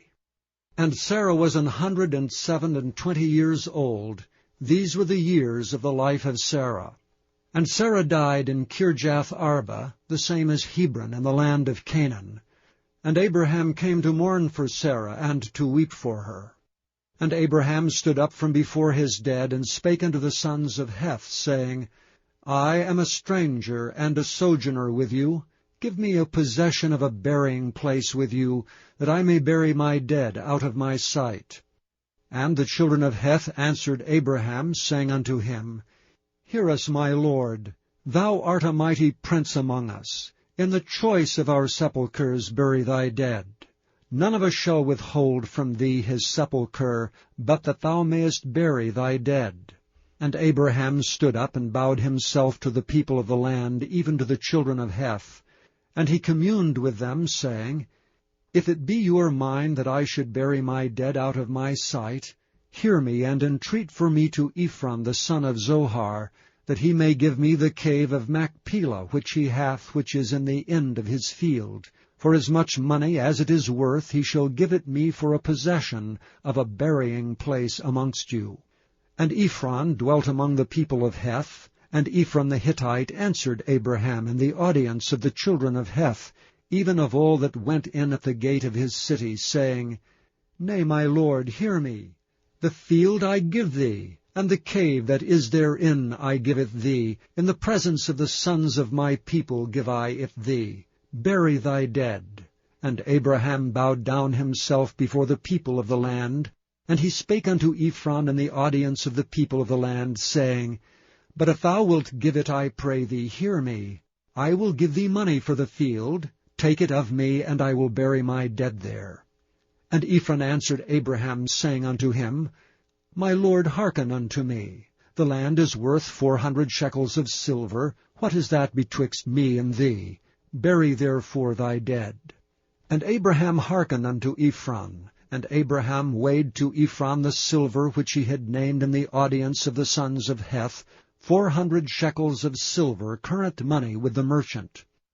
And the field of Ephron, which was in Machpelah, which was before Mamre, the field and the cave which was therein, and all the trees that were in the field, that were in all the borders round about, were made sure unto Abraham for a possession in the presence of the children of Heth, before all that went in at the gate of his city. And after this Abraham buried Sarah his wife in the cave of the field of Machpelah, before Mamre, the same as Hebron in the land of Canaan. And the field and the cave that is therein were made sure unto Abraham for a possession of a burying place by the sons of Heth. Chapter 24. And Abraham was old and well stricken in age, and the Lord had blessed Abraham in all things. And Abraham said unto his eldest servant of his house, that ruled over all that he had, Put, I pray thee, thy hand under my thigh, and I will make thee swear by the Lord, the God of heaven, and the God of the earth, that thou shalt not take a wife unto my son of the daughters of the Canaanites among whom I dwell. But thou shalt go unto my country and to my kindred, and take a wife unto my son Isaac. And the servant said unto him, Peradventure the woman will not be willing to follow me unto this land. Must I needs bring thy son again unto the land from which thou camest? And Abraham said unto him, Beware thou, that thou bring not my son thither again. The Lord God of heaven, which took me from my father's house, and from the land of my kindred, and which spake unto me, and that sware unto me, saying, Unto thy seed will I give this land, he shall send his angel before thee, and thou shalt take a wife unto my son from thence. And if the woman will not be willing to follow thee, then thou shalt be clear from this my oath. Only bring not my son thither again. And the servant put his hand under the thigh of Abraham his master, and sware to him concerning that matter. And the servant took 10 camels of the camels of his master, and departed, for all the goods of his master were in his hand. And he arose and went to Mesopotamia, unto the city of Nahor. And he made his camels to kneel down without the city by a well of water at the time of the evening, even the time that women go out to draw water. And he said, O Lord, God of my master Abraham, I pray thee send me good speed this day, and show kindness unto my master Abraham. Behold, I stand here by the well of water, and the daughters of the men of the city come out to draw water. And let it come to pass that the damsel to whom I shall say, Let down thy pitcher, I pray thee, that I may drink, and she shall say, Drink, and I will give thy camels drink also, let the same be she that thou hast appointed for thy servant Isaac. And thereby shall I know that thou hast showed kindness unto my master. And it came to pass, before he had done speaking, that, behold, Rebekah came out, who was born to Bethuel, son of Milcah, the wife of Nahor, Abraham's brother, with her pitcher upon her shoulder. And the damsel was very fair to look upon, a virgin, neither had any man known her. And she went down to the well, and filled her pitcher, and came up. And the servant ran to meet her, and said, Let me, I pray thee, drink a little water of thy pitcher. And she said, Drink, my lord. And she hasted, and let down her pitcher upon her hand, and gave him drink. And when she had done giving him drink, she said, I will draw water for thy camels also, until they have done drinking. And she hasted, and emptied her pitcher into the trough, and ran again unto the well to draw water, and drew for all his camels. And the man, wondering at her, held his peace, to wit whether the Lord had made his journey prosperous or not. And it came to pass, as the camels had done drinking, that the man took a golden earring of 1/2 shekel weight, and 2 bracelets for her hands of 10 shekels weight of gold, and said, Whose daughter art thou? Tell me, I pray thee. Is there room in thy father's house for us to lodge in? And she said unto him, I am the daughter of Bethuel, son of Milcah, which she bare unto Nahor. She said moreover unto him, We have both straw and provender enough, and room to lodge in. And the man bowed down his head, and worshipped the Lord. And he said, Blessed be the Lord God of my master Abraham, who hath not left destitute my master of his mercy and his truth. I being in the way, the Lord led me to the house of my master's brethren. And the damsel ran and told them of her mother's house these things. And Rebekah had a brother, and his name was Laban. And Laban ran out unto the man unto the well. And it came to pass, when he saw the earring and bracelets upon his sister's hands, and when he heard the words of Rebekah his sister, saying, Thus spake the man unto me, that he came unto the man, and behold, he stood by the camels at the well. And he said, Come in, thou blessed of the Lord. Wherefore standest thou without? For I have prepared the house and the room for the camels. And the man came into the house, and he ungirded his camels, and gave straw and provender for the camels, and water to wash his feet, and the men's feet that were with him. And there was set meat before him to eat, but he said, I will not eat until I have told mine errand. And he said, Speak on. And he said, I am Abraham's servant, and the Lord hath blessed my master greatly, and he is become great. And he hath given him flocks and herds, and silver and gold, and menservants and maidservants, and camels and asses. And Sarah my master's wife bare a son to my master when she was old, and unto him hath he given all that he hath. And my master made me swear, saying, Thou shalt not take a wife to my son of the daughters of the Canaanites in whose land I dwell, but thou shalt go unto my father's house, and to my kindred, and take a wife unto my son. And I said unto my master, Peradventure the woman will not follow me. And he said unto me, The Lord before whom I walk will send his angel with thee, and prosper thy way. And thou shalt take a wife for my son of my kindred and of my father's house. Then shalt thou be clear from this my oath when thou comest to my kindred, and if they give not thee one, thou shalt be clear from my oath. And I came this day unto the well, and said, O Lord God of my master Abraham, if now thou do prosper my way which I go, behold, I stand by the well of water. And it shall come to pass that when the virgin cometh forth to draw water, and I say to her, Give me, I pray thee, a little water of thy pitcher to drink, and she say to me, Both drink thou, and I will also draw for thy camels, let the same be the woman whom the Lord hath appointed out for my master's son. And before I had done speaking in mine heart, behold, Rebekah came forth with her pitcher on her shoulder, and she went down unto the well, and drew water. And I said unto her, Let me drink, I pray thee. And she made haste, and let down her pitcher from her shoulder, and said, Drink, and I will give thy camels drink also. So I drank, and she made the camels drink also. And I asked her, and said, Whose daughter art thou? And she said, The daughter of Bethuel, Nahor's son, whom Milcah bare unto him. And I put the earring upon her face, and the bracelets upon her hands. And I bowed down my head, and worshipped the Lord, and blessed the Lord God of my master Abraham, which had led me in the right way to take my master's brother's daughter unto his son. And now if ye will deal kindly and truly with my master, tell me. And if not, tell me, that I may turn to the right hand or to the left. Then Laban and Bethuel answered and said, The thing proceedeth from the Lord. We cannot speak unto thee bad or good.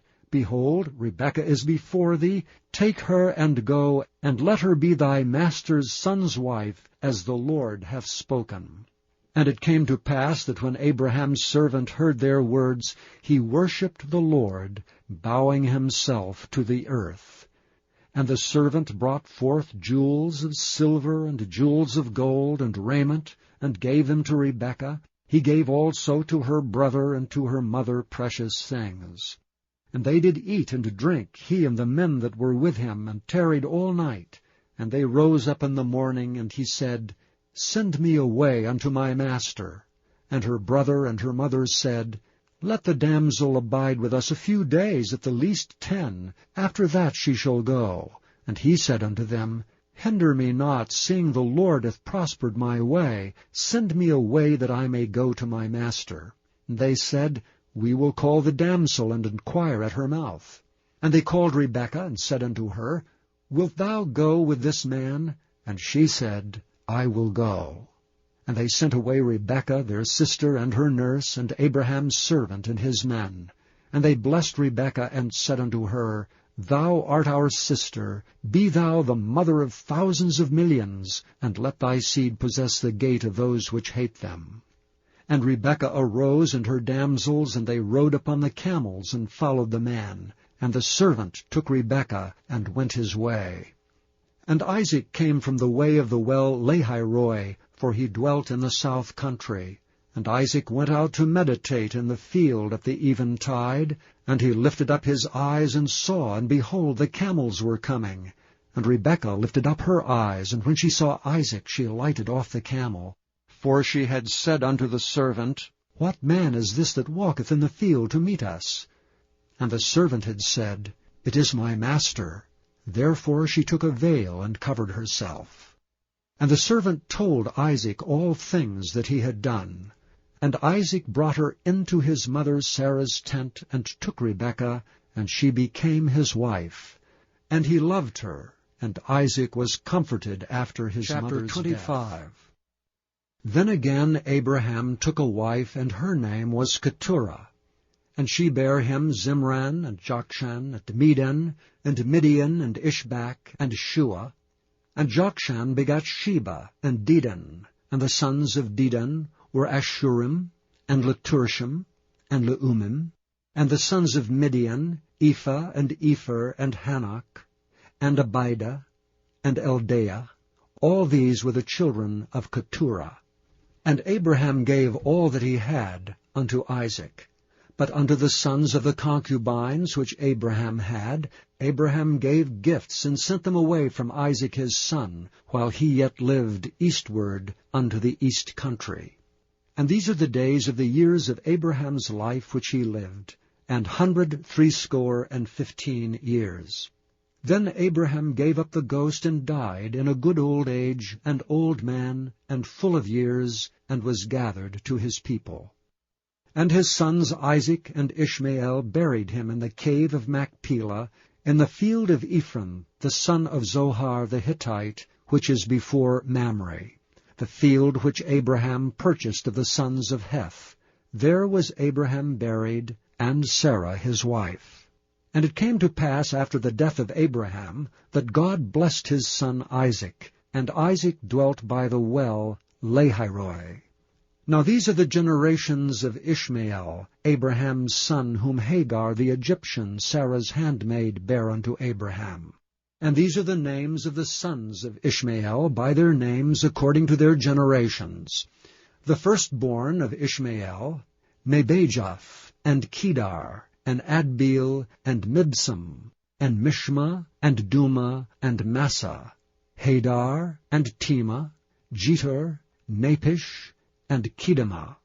These are the sons of Ishmael, and these are their names, by their towns, and by their castles, 12 princes according to their nations. And these are the years of the life of Ishmael, 137 years, and he gave up the ghost and died, and was gathered unto his people. And they dwelt from Havilah unto Shur, that is, before Egypt, as thou goest toward Assyria, and he died in the presence of all his brethren. And these are the generations of Isaac, Abraham's son. Abraham begat Isaac, and Isaac was 40 years old when he took Rebekah to wife, the daughter of Bethuel, the Syrian of Padan Aram, the sister to Laban the Syrian. And Isaac entreated the Lord for his wife, because she was barren, and the Lord was entreated of him, and Rebekah his wife conceived. And the children struggled together within her, and she said, If it be so, why am I thus? And she went to enquire of the Lord. And the Lord said unto her, 2 nations are in thy womb, and 2 manner of people shall be separated from thy bowels, and the one people shall be stronger than the other people, and the elder shall serve the younger. And when her days to be delivered were fulfilled, behold, there were twins in her womb. And the first came out red all over like an hairy garment. And they called his name Esau. And after that came his brother out, and his hand took hold on Esau's heel, and his name was called Jacob. And Isaac was 80 years old when she bare them. And the boys grew, and Esau was a cunning hunter, a man of the field, and Jacob was a plain man dwelling in tents. And Isaac loved Esau, because he did eat of his venison, but Rebekah loved Jacob. And Jacob sawed pottage, and Esau came from the field, and he was faint. And Esau said to Jacob, Feed me, I pray thee, with that same red pottage, for I am faint. Therefore was his name called Edom. And Jacob said, Sell me this day thy birthright. And Esau said, Behold, I am at the point to die, and what profit shall this birthright do to me? And Jacob said, Swear to me this day. And he sware unto him, and he sold his birthright unto Jacob. Then Jacob gave Esau bread and pottage of lentils, and he did eat and drink, and rose up and went his way. Thus Esau despised his birthright. Chapter 26. And there was a famine in the land, beside the first famine that was in the days of Abraham. And Isaac went unto Abimelech, king of the Philistines, unto Gerar. And the Lord appeared unto him and said, Go not down into Egypt, Dwell in the land which I shall tell thee of. Sojourn in this land, and I will be with thee, and will bless thee. For unto thee and unto thy seed I will give all these countries, and I will perform the oath which I swear unto Abraham thy father. And I will make thy seed to multiply as the stars of heaven, and will give unto thy seed all these countries, and in thy seed shall all the nations of the earth be blessed, because that Abraham obeyed my voice and kept my charge, my commandments, my statutes, and my laws. And Isaac dwelt in Gerar. And the men of the place asked him of his wife, and he said, She is my sister, for he feared to say, She is my wife, lest, said he, the men of the place should kill me for Rebekah, because she was fair to look upon. It came to pass, when he had been there a long time, that Abimelech, king of the Philistines, looked out at a window, and saw, and behold, Isaac was sporting with Rebekah his wife. And Abimelech called Isaac, and said, Behold, of a surety she is thy wife. And how saidst thou, She is my sister? And Isaac said unto him, Because I said, Lest I die for her. And Abimelech said, What is this thou hast done unto us? One of the people might lightly have lain with thy wife, and thou shouldst have brought guiltiness upon us. And Abimelech charged all his people, saying, He that toucheth this man or his wife shall surely be put to death. Then Isaac sowed in that land, and received in the same year 100-fold, and the Lord blessed him. And the man waxed great, and went forward, and grew until he became very great. For he had possession of flocks, and possession of herds, and great store of servants, and the Philistines envied him. For all the wells which his father's servants had digged in the days of Abraham his father, the Philistines had stopped them, and filled them with earth. And Abimelech said unto Isaac, Go from us, for thou art much mightier than we. And Isaac departed thence, and pitched his tent in the valley of Gerar, and dwelt there. And Isaac digged again the wells of water, which they had digged in the days of Abraham his father, for the Philistines had stopped them after the death of Abraham. And he called their names after the names by which his father had called them. And Isaac's servants digged in the valley, and found there a well of springing water. And the herdmen of Gerar did strive with Isaac's herdmen, saying, The water is ours. And he called the name of the well Esek, because they strove with him. And they digged another well, and strove for that also, and he called the name of it Sitnah. And he removed from thence, and digged another well, and for that they strove not, and he called the name of it Rehoboth. And he said, For now the Lord hath made room for us, and we shall be fruitful in the land. And he went up from thence to Beersheba. And the Lord appeared unto him the same night, and said, I am the God of Abraham thy father. Fear not, for I am with thee, and will bless thee, and multiply thy seed for my servant Abraham's sake. And he builded an altar there, and called upon the name of the Lord, and pitched his tent there, and there Isaac's servants digged a well. Then Abimelech went to him from Gerar, and Ahuzeth, one of his friends, and Phicol, the chief captain of his army. And Isaac said unto them, Wherefore come ye to me, seeing ye hate me, and have sent me away from you? And they said, We saw certainly that the Lord was with thee. And we said, Let there be now an oath betwixt us, even betwixt us and thee, and let us make a covenant with thee, that thou wilt do us no hurt, as we have not touched thee, and as we have done unto thee nothing but good, and have sent thee away in peace. Thou art now the blessed of the Lord. And he made them a feast, and they did eat and drink. And they rose up betimes in the morning, and sware one to another, and Isaac sent them away, and they departed from him in peace. And it came to pass the same day that Isaac's servants came, and told him concerning the well which they had digged, and said unto him, We have found water. And he called it Sheba. Therefore the name of the city is Beersheba unto this day. And Esau was 40 years old when he took to wife Judith the daughter of Beri the Hittite, and Bashemath the daughter of Elon the Hittite, which were a grief of mind unto Isaac. And Chapter 27. And it came to pass that when Isaac was old, and his eyes were dim so that he could not see, he called Esau his eldest son, and said unto him, My son? And he said unto him, Behold, here am I. And he said, Behold, now I am old, I know not the day of my death. Now therefore take, I pray thee, thy weapons, thy quiver and thy bow, and go out to the field, and take me some venison, and make me savory meat such as I love, and bring it to me, that I may eat, that my soul may bless thee before I die.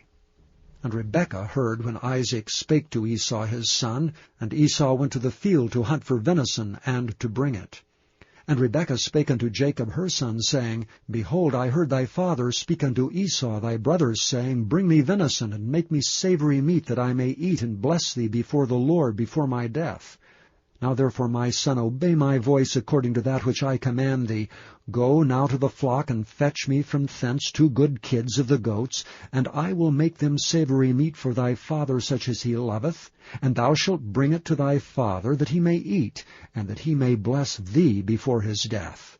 And Jacob said to Rebekah his mother, Behold, Esau my brother is a hairy man, and I am a smooth man. My father peradventure will feel me, and I shall seem to him as a deceiver, and I shall bring a curse upon me, and not a blessing. And his mother said unto him, Upon me be thy curse, my son. Only obey my voice, and go fetch me them. And he went and fetched, and brought them to his mother, and his mother made savory meat such as his father loved. And Rebekah took goodly raiment of her eldest son Esau, which were with her in the house, and put them upon Jacob her younger son. And she put the skins of the kids of the goats upon his hands, and upon the smooth of his neck, and she gave the savory meat and the bread which she had prepared into the hand of her son Jacob. And he came unto his father, and said, My father. And he said, Here am I. Who art thou, my son? And Jacob said unto his father, I am Esau thy firstborn. I have done according as thou badest me. Arise, I pray thee, sit and eat of my venison, that thy soul may bless me. And Isaac said unto his son, How is it that thou hast found it so quickly, my son? And he said, Because the Lord thy God brought it to me. And Isaac said unto Jacob, Come near, I pray thee, that I may feel thee, my son, whether thou be my very son Esau or not. And Jacob went near unto Isaac his father, and he felt him, and said, The voice is Jacob's voice, but the hands are the hands of Esau. And he discerned him not, because his hands were hairy as his brother Esau's hands. So he blessed him. And he said, Art thou my very son Esau? And he said, I am. And he said, Bring it near to me, and I will eat of my son's venison, that my soul may bless thee. And he brought it near to him, and he did eat, and he brought him wine, and he drank. And his father Isaac said unto him, Come near now, and kiss me, my son. And he came near and kissed him, and he smelled the smell of his raiment, and blessed him, and said, See, the smell of my son is as the smell of a field which the Lord hath blessed. Therefore God give thee of the dew of heaven, and the fatness of the earth, and plenty of corn and wine. Let peoples serve thee, and nations bow down to thee. Be Lord over thy brethren. And let thy mother's sons bow down to thee. Cursed be every one that curseth thee, and blessed be he that blesseth thee. And it came to pass, as soon as Isaac had made an end of blessing Jacob, and Jacob was yet scarce gone out from the presence of Isaac his father, that Esau his brother came in from his hunting. And he also had made savory meat, and brought it unto his father, and said unto his father, Let my father arise, and eat of his son's venison, that thy soul may bless me. And Isaac his father said unto him, Who art thou? And he said, I am thy son, thy firstborn Esau. And Isaac trembled very exceedingly, and said, Who? Where is he that hath taken venison, and brought it me? And I have eaten of all before thou camest, and have blessed him. Yea, and he shall be blessed.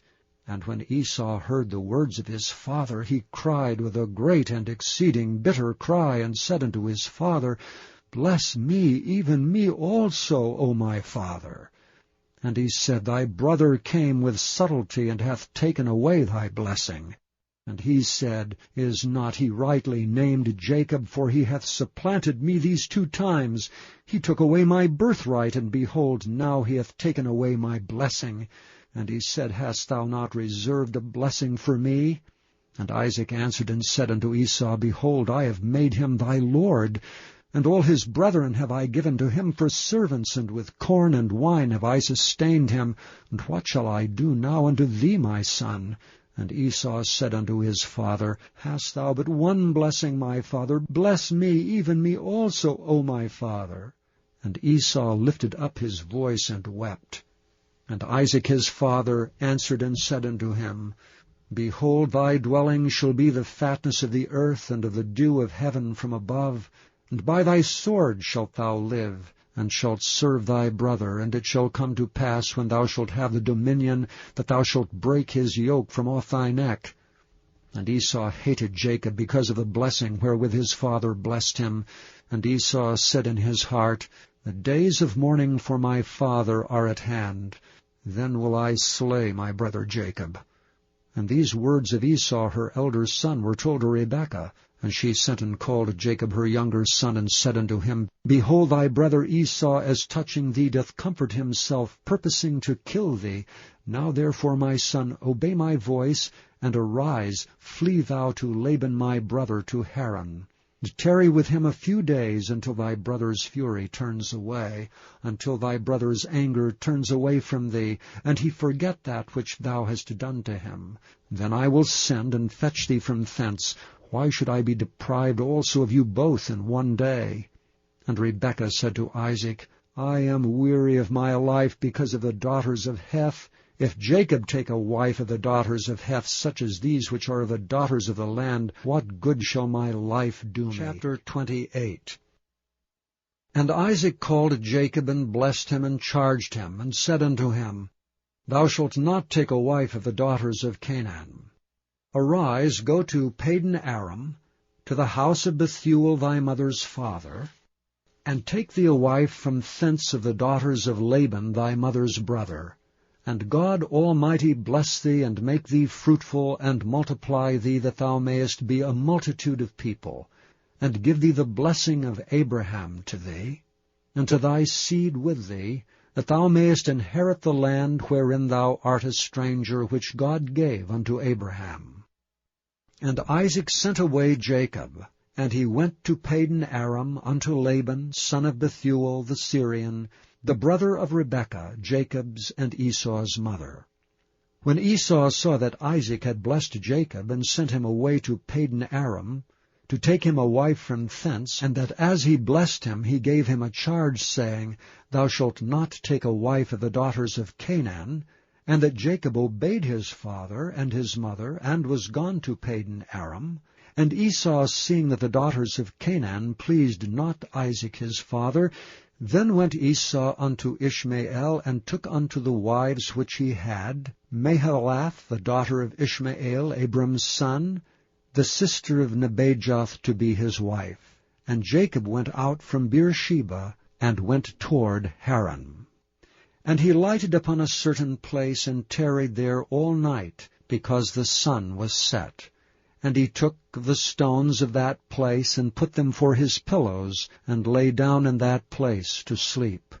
And he dreamed, and behold, a ladder, set upon the earth, and the top of it reached to heaven. And behold, the angels of God ascending and descending on it. And behold, the Lord stood above it, and said, I am the Lord God of Abraham thy father, and the God of Isaac. The land whereon thou liest, to thee will I give it, and to thy seed.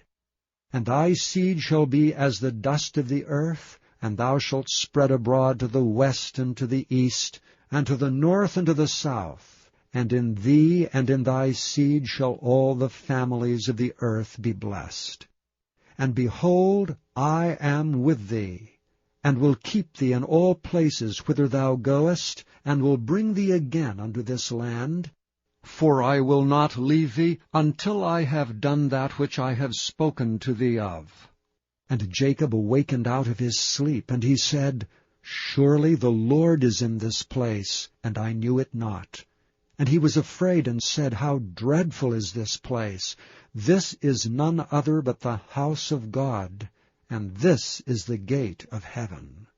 And Jacob rose up early in the morning, and took the stone that he had put for his pillows, and set it up for a pillar, and poured oil upon the top of it. And he called the name of that place Bethel. But the name of that city was called Luz at the first. And Jacob vowed a vow, saying, If God will be with me, and will keep me in this way that I go, and will give me bread to eat and raiment to put on, so that I come again to my father's house in peace, then shall the Lord be my God. And this stone which I have set for a pillar shall be God's house, and of all that thou shalt give me I will surely give the tenth. Chapter 29. Then Jacob went on his journey, and came unto the land of the people of the east. And he looked, and behold, a well in the field, and lo, there were 3 flocks of sheep lying by it, for out of that well they watered the flocks. And a great stone was upon the well's mouth. And thither were all the flocks gathered, and they rolled the stone from the well's mouth, and watered the sheep, and put the stone again upon the well's mouth in his place. And Jacob said unto them, My brethren, whence be ye? And they said, Of Haran are we. And he said unto them, Know ye Laban the son of Nahor? And they said, We know him. And he said unto them, Is he well? And they said, He is well. And behold, Rachel his daughter cometh with the sheep. And he said, Lo, it is yet high day, neither is it time that the cattle should be gathered together. Water ye the sheep, and go and feed them. And they said, We cannot, until all the flocks be gathered together, until they roll the stone from the well's mouth. Then we water the sheep. And while he yet spake with them, Rachel came with her father's sheep, for she kept them. And it came to pass, when Jacob saw Rachel the daughter of Laban his mother's brother, and the sheep of Laban his mother's brother, that Jacob went near and rolled the stone from the well's mouth, and watered the flock of Laban his mother's brother. And Jacob kissed Rachel, and lifted up his voice, and wept. And Jacob told Rachel that he was her father's brother, and that he was Rebekah's son. And she ran and told her father.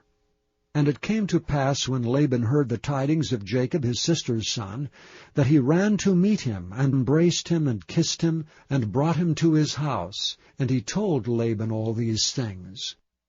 And Laban said to him, Surely thou art my bone and my flesh. And he abode with him the space of a month.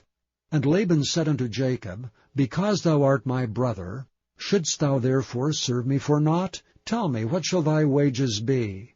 And Laban had 2 daughters, the name of the elder was Leah, and the name of the younger was Rachel. Leah was tender-eyed, but Rachel was beautiful and well-favored. And Jacob loved Rachel, and said, I will serve thee 7 years for Rachel thy younger daughter. And Laban said, It is better that I give her to thee than that I should give her to another man. Abide with me. And Jacob served 7 years for Rachel, and they seemed unto him but a few days for the love he had to her. And Jacob said unto Laban, Give me my wife, for my days are fulfilled, that I may go in unto her. And Laban gathered together all the men of the place, and made a feast. And it came to pass in the evening that he took Leah his daughter, and brought her to him, and he went in unto her. And Laban gave unto his daughter Leah Zilpah his maid for an handmaid. And it came to pass that in the morning, behold, it was Leah. And he said to Laban, What is this thou hast done unto me? Did not I serve thee for Rachel? Wherefore then hast thou beguiled me? And Laban said, It must not be so done in our country to give the younger before the firstborn. Fulfill her week, and we will give thee this also for the service which thou shalt serve with me yet 7 other years. And Jacob did so, and fulfilled her week, and he gave him Rachel his daughter to wife also. And Laban gave to Rachel his daughter Bildah his handmaid to be her maid. And he went in also unto Rachel, and he loved also Rachel more than Leah, and served with him yet 7 other years. And when the Lord saw that Leah was hated, he opened her womb, but Rachel was barren. And Leah conceived and bare a son, and she called his name Reuben. For she said, Surely the Lord hath looked upon my affliction. Now therefore my husband will love me. And she conceived again, and bare a son, and said, Because the Lord hath heard that I was hated, he hath therefore given me this son also. And she called his name Simeon. And she conceived again, and bare a son, and said, Now this time will my husband be joined unto me, because I have borne him 3 sons. Therefore was his name called Levi. And she conceived again, and bare a son, and she said, Now will I praise the Lord. Therefore she called his name Judah, and left bearing. And when Rachel saw that she bare Jacob no children, Rachel envied her sister, and said unto Jacob, Give me children, or else I die. And Jacob's anger was kindled against Rachel, and he said, Am I in God's stead, who hath withheld from thee the fruit of the womb? And she said, Behold my maid Bilhah, go in unto her, and she shall bear upon my knees, that I may also have children by her. And she gave him Bilhah her handmaid to wife, and Jacob went in unto her, and Bilhah conceived, and bare Jacob a son. And Rachel said, God hath judged me, and hath also heard my voice, and hath given me a son. Therefore called she his name Dan. And Bilhah Rachel's maid conceived again, and bare Jacob a second son. And Rachel said, With great wrestlings have I wrestled with my sister, and I have prevailed. And she called his name Naphtali. When Leah saw that she had left bearing, she took Zilpah her maid, and gave her to Jacob to wife. And Zilpah, Leah's maid, bare Jacob a son. And Leah said, A troop cometh, and she called his name Gad. And Zilpah, Leah's maid, bare Jacob a second son. And Leah said, Happy am I, for the daughters will call me blessed. And she called his name Asher. And Reuben went in the days of the wheat harvest, and found mandrakes in the field, and brought them unto his mother Leah. Then Rachel said to Leah, Give me, I pray thee, of thy son's mandrakes. And she said unto her, Is it a small matter that thou hast taken my husband? And wouldst thou take away my son's mandrakes also? And Rachel said therefore, He shall lie with thee tonight for thy son's mandrakes. And Jacob came out of the field in the evening, and Leah went out to meet him, and said, Thou must come in unto me, for surely I have hired thee with my son's mandrakes. And he lay with her that night, and God hearkened unto Leah, and she conceived, and bare Jacob the 5th son. And Leah said, God hath given me my hire, because I have given my maiden to my husband. And she called his name Issachar. And Leah conceived again, and bare Jacob the 6th son. And Leah said, God hath endued me with a good dowry. Now will my husband dwell with me, because I have borne him 6 sons. And she called his name Zebulun. And afterward she bare a daughter, and called her name Dinah. And God remembered Rachel, and God hearkened to her, and opened her womb. And she conceived, and bare a son, and said, God hath taken away my reproach. And she called his name Joseph, and said, The Lord shall add to me another son. And it came to pass, when Rachel had borne Joseph, that Jacob said unto Laban, Send me away, that I may go unto mine own place, and to my country. Give me my wives and my children, for whom I have served thee, and let me go. For thou knowest my service which I have done thee. And Laban said unto him, I pray thee, if I found favor in thine eyes, tarry, for I have learned by experience that the Lord hath blessed me for thy sake. And he said, Appoint me thy wages, and I will give it. And he said unto him, Thou knowest how I have served thee, and how thy cattle was with me. For it was little which thou hadst before I came, and it is now increased unto a multitude. And the Lord hath blessed thee since my coming. And now when shall I provide for mine own house also? And he said, What shall I give thee? And Jacob said, Thou shalt not give me anything. If thou wilt do this thing for me, I will again feed and keep thy flock. I will pass through all thy flock today, removing from thence all the speckled and spotted cattle, and all the brown cattle among the sheep, and the spotted and speckled among the goats, and of such shall be my hire. So shall my righteousness answer for me in time to come, when it shall come for my hire before thy face. Every one that is not speckled and spotted among the goats and brown among the sheep, that shall be counted stolen with me. And Laban said, Behold, I would it might be according to thy word. And he removed that day the he-goats that were ring-straked and spotted, and all the she-goats that were speckled and spotted, and every one that had some white in it, and all the brown among the sheep, and gave them into the hand of his sons. And he set 3 days' journey betwixt himself and Jacob, and Jacob fed the rest of Laban's flocks. And Jacob took him rods of green poplar, and of the hazel and chestnut tree, and pilled white strakes in them, and made the white appear which was in the rods. And he set the rods which he had pilled before the flocks in the gutters and the watering troughs when the flocks came to drink, that they should conceive when they came to drink. And the flocks conceived before the rods, and brought forth cattle ring-straked, speckled, and spotted. And Jacob did separate the lambs, and set the faces of the flocks toward the ring-straked, and all the brown in the flock of Laban. And he put his own flocks by themselves, and put them not unto Laban's cattle. And it came to pass, whensoever the stronger cattle did conceive, that Jacob laid the rods before the eyes of the cattle in the gutters, that they might conceive among the rods. And when the cattle were feeble, he put them not in, so the feebler were Laban's, and the stronger Jacob's. And the man increased exceedingly, and had much cattle, and maidservants, and menservants, and camels, and asses. Chapter 31. And he heard the words of Laban's sons, saying, Jacob hath taken away all that was our father's, and of that which was our father's hath he gotten all this glory. And Jacob beheld the countenance of Laban, and behold, it was not toward him as before. And the Lord said unto Jacob, Return unto the land of thy fathers, and to thy kindred, and I will be with thee. And Jacob sent and called Rachel and Leah to the field unto his flock. And he said unto them, I see your father's countenance, that it is not toward me as before, but the God of my father hath been with me.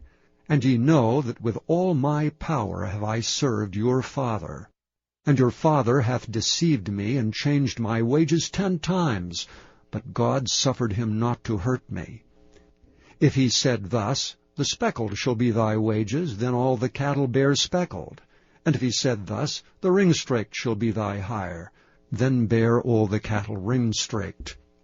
Thus God hath taken away the cattle of your father, and given them to me. And it came to pass at the time that the cattle conceived, that I lifted up mine eyes, and saw in a dream, and behold, the rams which leaped upon the cattle were string-raked, speckled, and grizzled.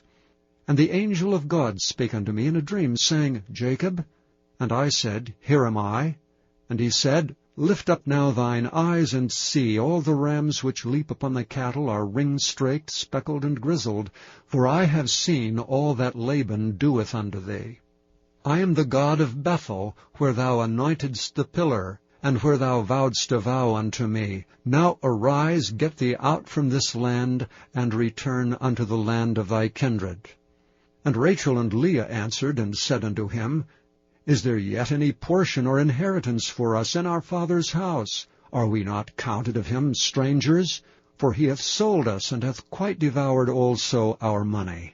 For all the riches which God hath taken from our father, that is ours, and our children's. Now then, whatsoever God hath said unto thee, do.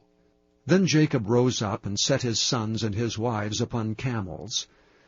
And he carried away all his cattle, and all his goods which he had gotten, the cattle of his getting, which he had gotten and paid in Aram, for to go to Isaac his father in the land of Canaan. And Laban went to shear his sheep. And Rachel had stolen the images that were her father's, and Jacob stole away unawares to Laban the Syrian, in that he told him not that he fled. So he fled with all that he had. And he rose up and passed over the river, and set his face toward the Mount Gilead. And it was told Laban on the 3rd day that Jacob had fled. And he took his brethren with him, and pursued after him 7 days' journey, and they overtook him in the Mount Gilead. And God came to Laban the Syrian in a dream by night, and said unto him, Take heed that thou speak not to Jacob either good or bad. Then Laban overtook Jacob. Now Jacob had pitched his tent in the mount, and Laban with his brethren pitched in the mount of Gilead. And Laban said to Jacob, What hast thou done, that thou hast stolen away unawares to me, and carried away my daughters, as captives taken with the sword? Wherefore didst thou flee away secretly, and steal away from me? And didst not tell me that I might have sent thee away with mirth, and with songs, and with tabret, and with harp? And hast not suffered me to kiss my sons and my daughters? Thou hast now done foolishly in so doing. It is in the power of my hand to do you hurt. But the God of your father spake unto me yesternight, saying, Take thou heed that thou speak not to Jacob either good or bad. And now though thou wouldst needs be gone, because thou sore longest after thy father's house, yet wherefore hast thou stolen my gods? And Jacob answered and said to Laban, Because I was afraid, for I said, Peradventure thou wouldst take by force thy daughters from me. With whomsoever thou findest thy gods, let him not live. Before our brethren discern thou what is thine with me, and take it to thee. For Jacob knew not that Rachel had stolen them. And Laban went into Jacob's tent, and into Leah's tent, and into the two maidservants' tents, but he found them not. Then went he out of Leah's tent, and entered into Rachel's tent. Now Rachel had taken the images, and put them in the camel's furniture, and sat upon them. And Laban searched all the tent, but found them not. And she said to her father, Let it not displease my lord, that I cannot rise up before thee, for the custom of women is upon me. And he searched, but found not the images. And Jacob was wroth, and chode with Laban. And Jacob answered and said to Laban, What is my trespass? What is my sin, that thou hast so hotly pursued after me? Whereas thou hast searched all my stuff, what hast thou found of all thy household stuff? Set it here before my brethren and thy brethren, that they may judge betwixt us both. This 20 years have I been with thee. Thy ewes and thy she-goats have not cast their young, and the rams of thy flock have I not eaten. That which was torn of beasts I brought not unto thee. I bear the loss of it. Of my hand didst thou require it, whether stolen by day or stolen by night. Thus I was. In the day the drought consumed me, and the frost by night, and my sleep departed from mine eyes. Thus have I been 20 years in thy house. I served thee 14 years for thy 2 daughters, and 6 years for thy cattle, and thou hast changed my wages 10 times. Except the God of my father, the God of Abraham, and the fear of Isaac had been with me, surely thou hadst sent me away now empty. God hath seen my affliction, and the labor of my hands, and rebuked thee yesternight. And Laban answered and said unto Jacob, These daughters are my daughters, and these children are my children, and these cattle are my cattle, and all that thou seest is mine, and what can I do this day unto these my daughters, or unto their children, which they have borne? Now therefore come thou, let us make a covenant, I and thou, and let it be for a witness between me and thee. And Jacob took a stone, and set it up for a pillar. And Jacob said unto his brethren, Gather stones. And they took stones, and made an heap, and they did eat there upon the heap. And Laban called it Jagar-Sedutha, but Jacob called it Galeed.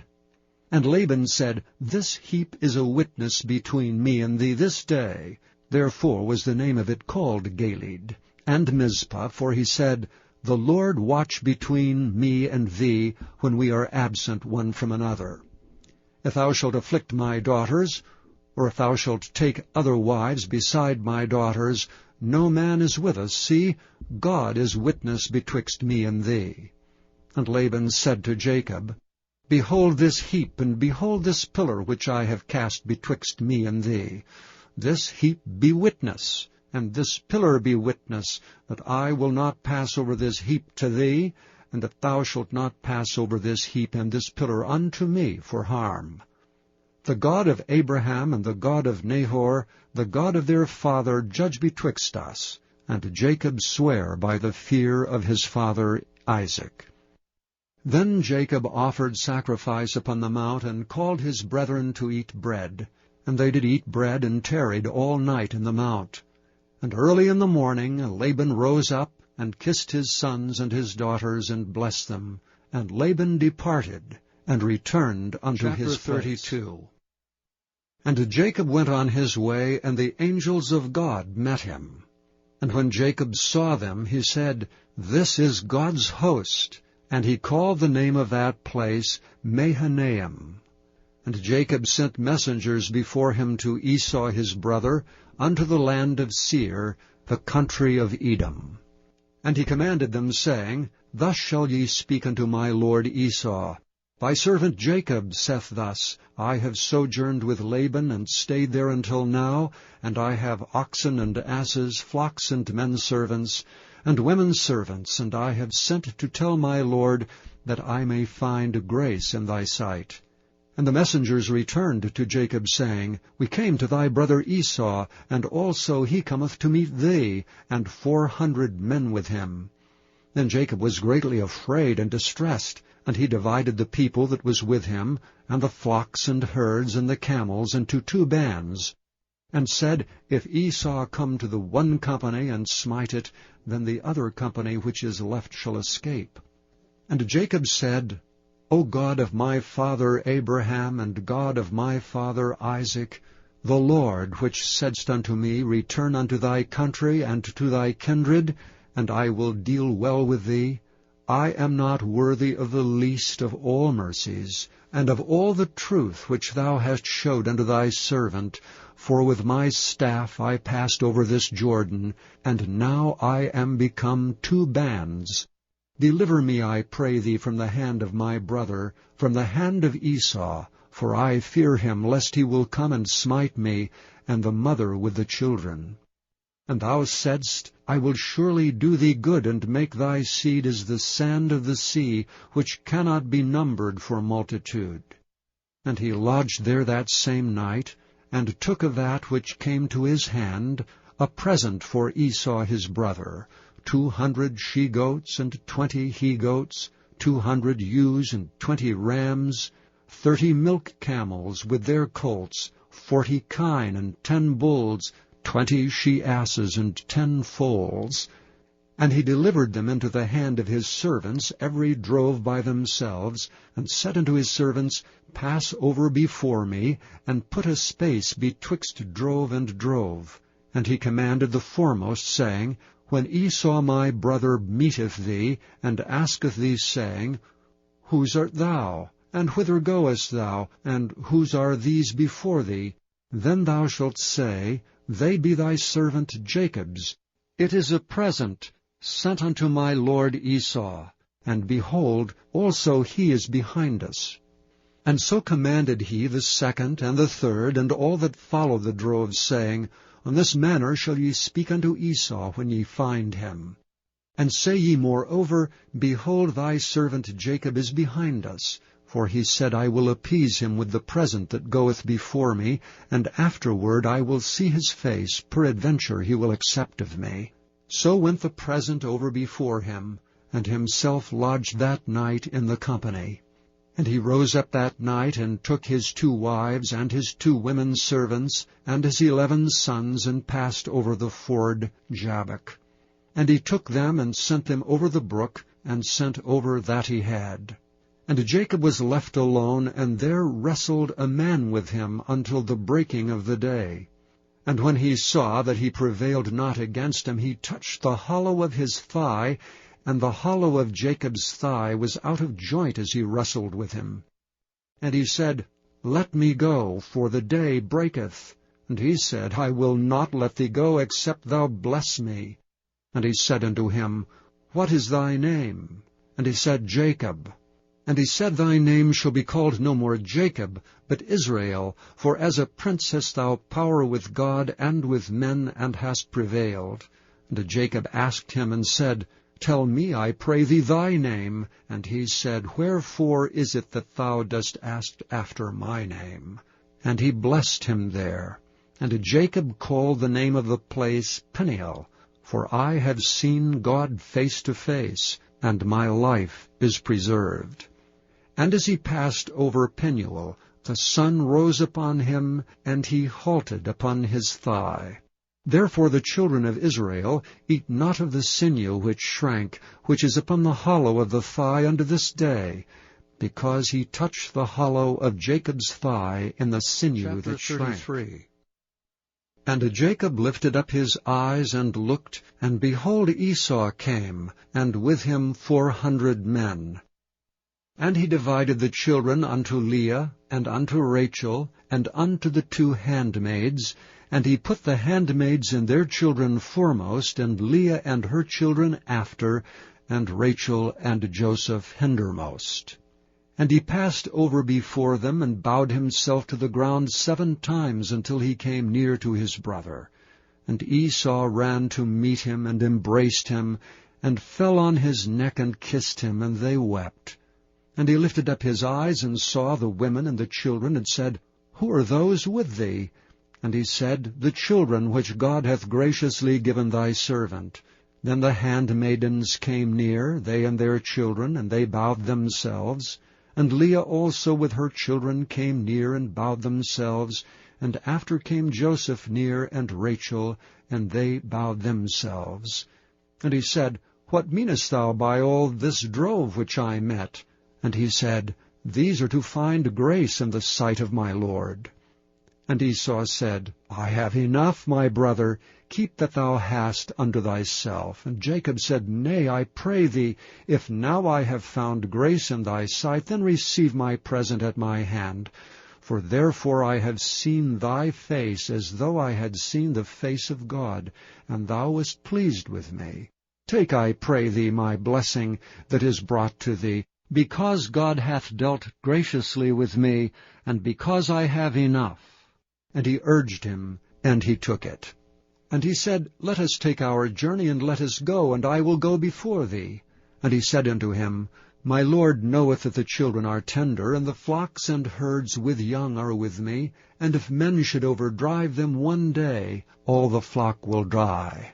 Let my Lord, I pray thee, pass over before his servant, and I will lead on softly according as the cattle that goeth before me, and the children be able to endure, until I come unto my Lord unto Seir. And Esau said, Let me now leave with thee some of the folk that are with me. And he said, What needeth it? Let me find grace in the sight of my Lord. So Esau returned that day on his way unto Seir. And Jacob journeyed to Succoth, and built him an house, and made booths for his cattle. Therefore the name of the place is called Succoth. And Jacob came to Shalem, a city of Shechem, which is in the land of Canaan, when he came from Padan Aram, and pitched his tent before the city. And he bought a parcel of a field where he had spread his tent, at the hand of the children of Hamor, Shechem's father, for 100 pieces of money. And he erected there an altar, and called it El Elohe. Chapter Israel. 34. And Dinah the daughter of Leah, which she bare unto Jacob, went out to see the daughters of the land. And when Shechem the son of Hamor the Hivite, prince of the country, saw her, he took her and lay with her, and defiled her. And his soul clave unto Dinah the daughter of Jacob, and he loved the damsel, and spake kindly unto the damsel. And Shechem spake unto his father Hamor, saying, Get me this damsel to wife. And Jacob heard that he had defiled Dinah his daughter. Now his sons were with his cattle in the field, and Jacob held his peace until they were come. And Hamor the father of Shechem went out unto Jacob to commune with him. And the sons of Jacob came out of the field when they heard it, for the men were grieved, and they were very wroth, because he had wrought folly in Jacob, in lying with Jacob's daughter, which thing ought not to be done.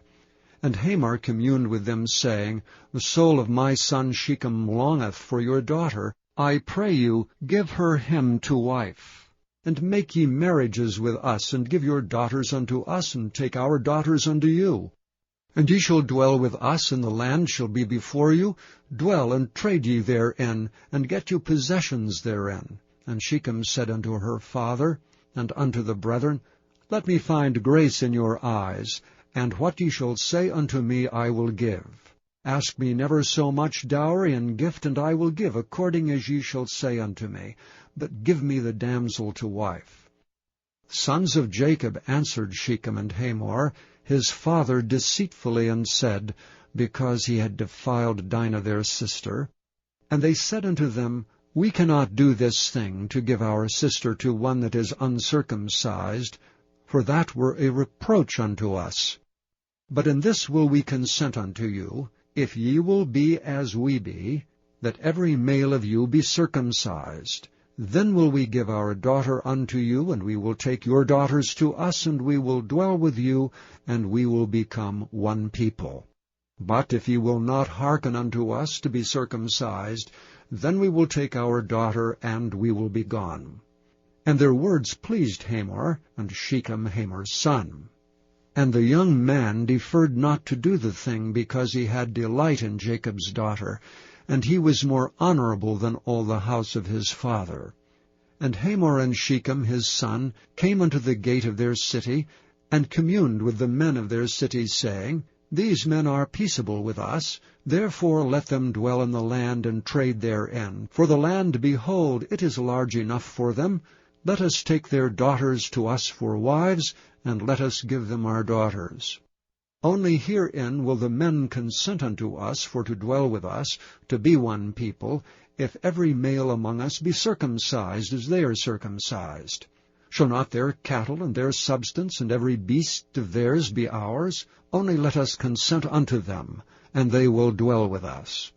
And unto Hamor and unto Shechem his son hearkened all that went out of the gate of his city, and every male was circumcised, all that went out of the gate of his city.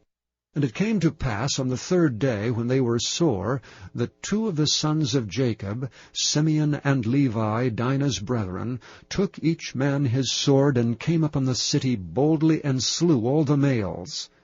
And they slew Hamor and Shechem his son with the edge of the sword, and took Dinah out of Shechem's house, and went out. The sons of Jacob came upon the slain, and spoiled the city, because they had defiled their sister. They took their sheep and their oxen, and their asses, and that which was in the city, and that which was in the field, and all their wealth, and all their little ones, and their wives they took captive, and spoiled even all that was in the house. And Jacob said to Simeon and Levi, Ye have troubled me to make me to stink among the inhabitants of the land, among the Canaanites and the Perizzites. And I, being few in number, they shall gather themselves together against me, and slay me, and I shall be destroyed, I and my house. And they said, Should he deal with our sister as with a harlot? 35. And God said unto Jacob, Arise, go up to Bethel, and dwell there, and make there an altar unto God that appeared unto thee when thou fleddest from the face of Esau thy brother. Then Jacob said unto his household, and to all that were with him, Put away the strange gods that are among you, and be clean, and change your garments, and let us arise and go up to Bethel, and I will make there an altar unto God, who answered me in the day of my distress, and was with me in the way which I went. And they gave unto Jacob all the strange gods which were in their hand, and all their earrings which were in their ears, and Jacob hid them under the oak which was by Shechem. And they journeyed, and the terror of God was upon the cities that were round about them, and they did not pursue after the sons of Jacob. So Jacob came to Luz, which is in the land of Canaan, that is Bethel, he and all the people that were with him. And he built there an altar, and called the place El Bethel, because there God appeared unto him when he fled from the face of his brother. But Deborah, Rebekah's nurse, died, and she was buried beneath Bethel under an oak, and the name of it was called Allon Bacuth. And God appeared unto Jacob again when he came out of Padanaram, and blessed him. And God said unto him, Thy name is Jacob. Thy name shall not be called any more Jacob, but Israel shall be thy name. And he called his name Israel. And God said unto him, I am God Almighty. Be fruitful and multiply.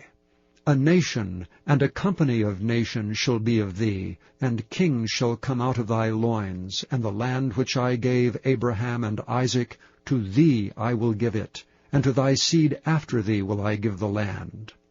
And God went up from him in the place where he talked with him, and Jacob set up a pillar in the place where he talked with him, even a pillar of stone, and he poured a drink offering thereon, and he poured oil thereon. And Jacob called the name of the place where God spake with him, Bethel. And they journeyed from Bethel, and there was but a little way to come to Ephrath. And Rachel travailed, and she had hard labor. And it came to pass, when she was in hard labor, that the midwife said unto her, Fear not, thou shalt have this son also. And it came to pass, as her soul was in departing, for she died, that she called his name Benoni, but his father called him Benjamin. And Rachel died, and was buried in the way to Ephrath, which is Bethlehem. And Jacob set a pillar upon her grave. That is the pillar of Rachel's grave unto this day. And Israel journeyed and spread his tent beyond the tower of Eder. And it came to pass, when Israel dwelt in that land, that Reuben went and lay with Bilhah his father's concubine, and Israel heard of it. Now the sons of Jacob were 12. The sons of Leah, Reuben, Jacob's firstborn, and Simeon, and Levi, and Judah, and Issachar, and Zebulun. The sons of Rachel, Joseph, and Benjamin. And the sons of Bilhah, Rachel's handmaid, Dan, and Naphtali. And the sons of Zilpah, Leah's handmaid, Gad, and Asher. These are the sons of Jacob, which were born to him in Padan Aram. And Jacob came unto Isaac his father, unto Mamre, unto the city of Arba, which is Hebron, where Abraham and Isaac sojourned. And the days of Isaac were 180 years. And Isaac gave up the ghost, and died, and was gathered unto his people, being old and full of days. And his sons Esau and Jacob Chapter 36. Now these are the generations of Esau, who is Edom. Esau took his wives of the daughters of Canaan, Adah the daughter of Elon the Hittite, and Aholibamah the daughter of Anah, the daughter of Zibeon the Hivite, and Bashemath, Ishmael's daughter, sister of Nebajoth. And Adah bare to Esau Eliphaz, and Bashemath bare Reuel. And Aholibamah bare Jeush, and Jaalam, and Korah. These are the sons of Esau, which were born unto him in the land of Canaan. And Esau took his wives, and his sons, and his daughters, and all the persons of his house, and his cattle, and all his beasts, and all his substance, which he had got in the land of Canaan, and went into the country from the face of his brother Jacob. For their riches were more than that they might dwell together, and the land wherein they were strangers could not bear them, because of their cattle. Thus dwelt Esau in Mount Seir. Esau is Edom. And these are the generations of Esau, the father of the Edomites, in Mount Seir. These are the names of Esau's sons: Eliphaz the son of Adah, the wife of Esau; Reuel the son of Basemath, the wife of Esau. And the sons of Eliphaz were Teman, Omar, Zepho, and Gatam, and Kenaz. And Timnah was concubine to Eliphaz, Esau's son, and she bare to Eliphaz Amalek. These were the sons of Adah, Esau's wife. And these are the sons of Reuel: Neath and Zerah, Shammah and Mizah. These are the sons of Basemath, Esau's wife. And these are the sons of Aholibamah, the daughter of Anah, the daughter of Zibeon, Esau's wife. And she bare to Esau Jeush, and Jaalam, and Korah. These were dukes of the sons of Esau. The sons of Eliphaz, the firstborn son of Esau: Duke Teman, Duke Omar, Duke Zepho, Duke Kenaz, Duke Korah, Duke Gatam, and Duke Amalek. These are the dukes that came of Eliphaz in the land of Edom. These were the sons of Adah. And these are the sons of Reuel, Esau's son: Duke Nahath, Duke Zerah, Duke Shammah, Duke Mizrah. These are the dukes that came of Ruel in the land of Edom. These are the sons of Basemath, Esau's wife. And these are the sons of Aholibamah, Esau's wife, Duke Jeush, Duke Jaalam, Duke Korah. These were the dukes that came of Aholibamah, the daughter of Anah, Esau's wife. These are the sons of Esau, who is Edom, and these are their dukes. These are the sons of Seir the Horite, who inhabited the land, Lotan and Shobal, and Zibeon and Anah, and Dishon and Ezer and Dishan. These are the dukes of the Horites, the children of Seir in the land of Edom. And the children of Lotan were Hori and Hemam, and Lotan's sister was Timnah. And the children of Shobal were these, Alvan and Manahath and Ebal, Shepho and Onam. And these are the children of Zibeon, both Ajah and Anah. That was that Anah that found the mules in the wilderness, as he fed the asses of Zibeon his father. And the children of Anah were these, Dishon and Aholibamah the daughter of Anah. And these are the children of Dishon, Hemdan and Eshban and Ithran and Kiran. The children of Ezer are these, Bilhan and Zaavan and Achan. The children of Dishan are these, Uz and Aran. These are the dukes that came of the Horites, Duke Lotan, Duke Shobal, Duke Zibeon, Duke Anah, Duke Dishon, Duke Ezer, Duke Dishan. These are the dukes that came of Hori among their dukes in the land of Seir. And these are the kings that reigned in the land of Edom before there reigned any king over the children of Israel. And Bela the son of Beor reigned in Edom, and the name of his city was Dinhabah. And Bela died, and Jobab the son of Zerah of Bozrah reigned in his stead. And Jobab died, and Husham of the land of Timami reigned in his stead. And Husham died, and Hadad the son of Bedad, who smote Midian in the field of Moab, reigned in his stead. And the name of his city was Avith. And Hadad died, and Samlah of Masrekah reigned in his stead. And Samlah died, and Saul of Rehoboth by the river reigned in his stead. And Saul died, and Baal-Hanan the son of Achbor reigned in his stead. And Baal-Hanan the son of Achbor died, and Hadar reigned in his stead. And the name of the city was Peu, and his wife's name was Mehetabel, the daughter of Matred, the daughter of Mezahab. And these are the names of the dukes that came of Esau, according to their families, after their places, by their names, Duke Timnah, Duke Alva, Duke Japheth, Duke Aholibamah, Duke Elah, Duke Pinon, Duke Kenaz, Duke Teman, Duke Mibzar, Duke Magdiel, Duke Iram. These be the dukes of Edom, according to their habitations in the land of their possession. He is Esau the father of the Edomites. Chapter 37. And Jacob dwelt in the land wherein his father was a stranger, in the land of Canaan. These are the generations of Jacob. Joseph, being 17 years old, was feeding the flock with his brethren, and the lad was with the sons of Bilhah, and with the sons of Zilpah his father's wives. And Joseph brought unto his father their evil report. Now Israel loved Joseph more than all his children, because he was the son of his old age, and he made him a coat of many colors.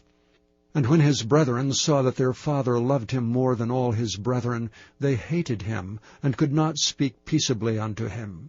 And Joseph dreamed a dream, and he told it to his brethren, and they hated him yet the more. And he said unto them, Hear, I pray you, this dream which I have dreamed. For behold, we were binding sheaves in the field, and lo, my sheaf arose, and also stood upright. And behold, your sheaves stood round about, and made obeisance to my sheaf. And his brethren said to him, Shalt thou indeed reign over us? Or shalt thou indeed have dominion over us? and they hated him yet the more for his dreams and for his words. And he dreamed yet another dream, and told it his brethren, and said, Behold, I have dreamed a dream more, and behold, the sun and the moon and the 11 stars made obeisance to me. And he told it to his father and to his brethren, and his father rebuked him, and said unto him, What is this dream that thou hast dreamed? Shall I, and thy mother, and thy brethren indeed come to bow down ourselves to thee to the earth? And his brethren envied him, but his father observed the saying. And his brethren went to feed their father's flock in Shechem. And Israel said unto Joseph, Do not thy brethren feed the flock in Shechem? Come, and I will send thee unto them. And he said to him, Here am I. And he said unto him, Go, I pray thee, see whether it be well with thy brethren, and well with the flocks, and bring me word again. So he sent him out of the vale of Hebron, and he came to Shechem. And a certain man found him, and behold, he was wandering in the field, and the man asked him, saying, What seekest thou? And he said, I seek my brethren. Tell me, I pray thee, where they feed their flocks. And the man said, They are departed hence, for I heard them say, Let us go to Dothan. And Joseph went after his brethren, and found them in Dothan. And when they saw him afar off, even before he came near unto them, they conspired against him to slay him. And they said one to another, Behold, this dreamer cometh. Come now therefore, and let us slay him, and cast him into some pit, and we will say some evil beast hath devoured him, and we shall see what will become of his dreams. And Reuben heard it, and he delivered him out of their hands, and said, Let us not kill him. And Reuben said unto them, Shed no blood, but cast him into the pit that is in the wilderness, and lay no hand upon him, that he might rid him out of their hands, to deliver him to his father again.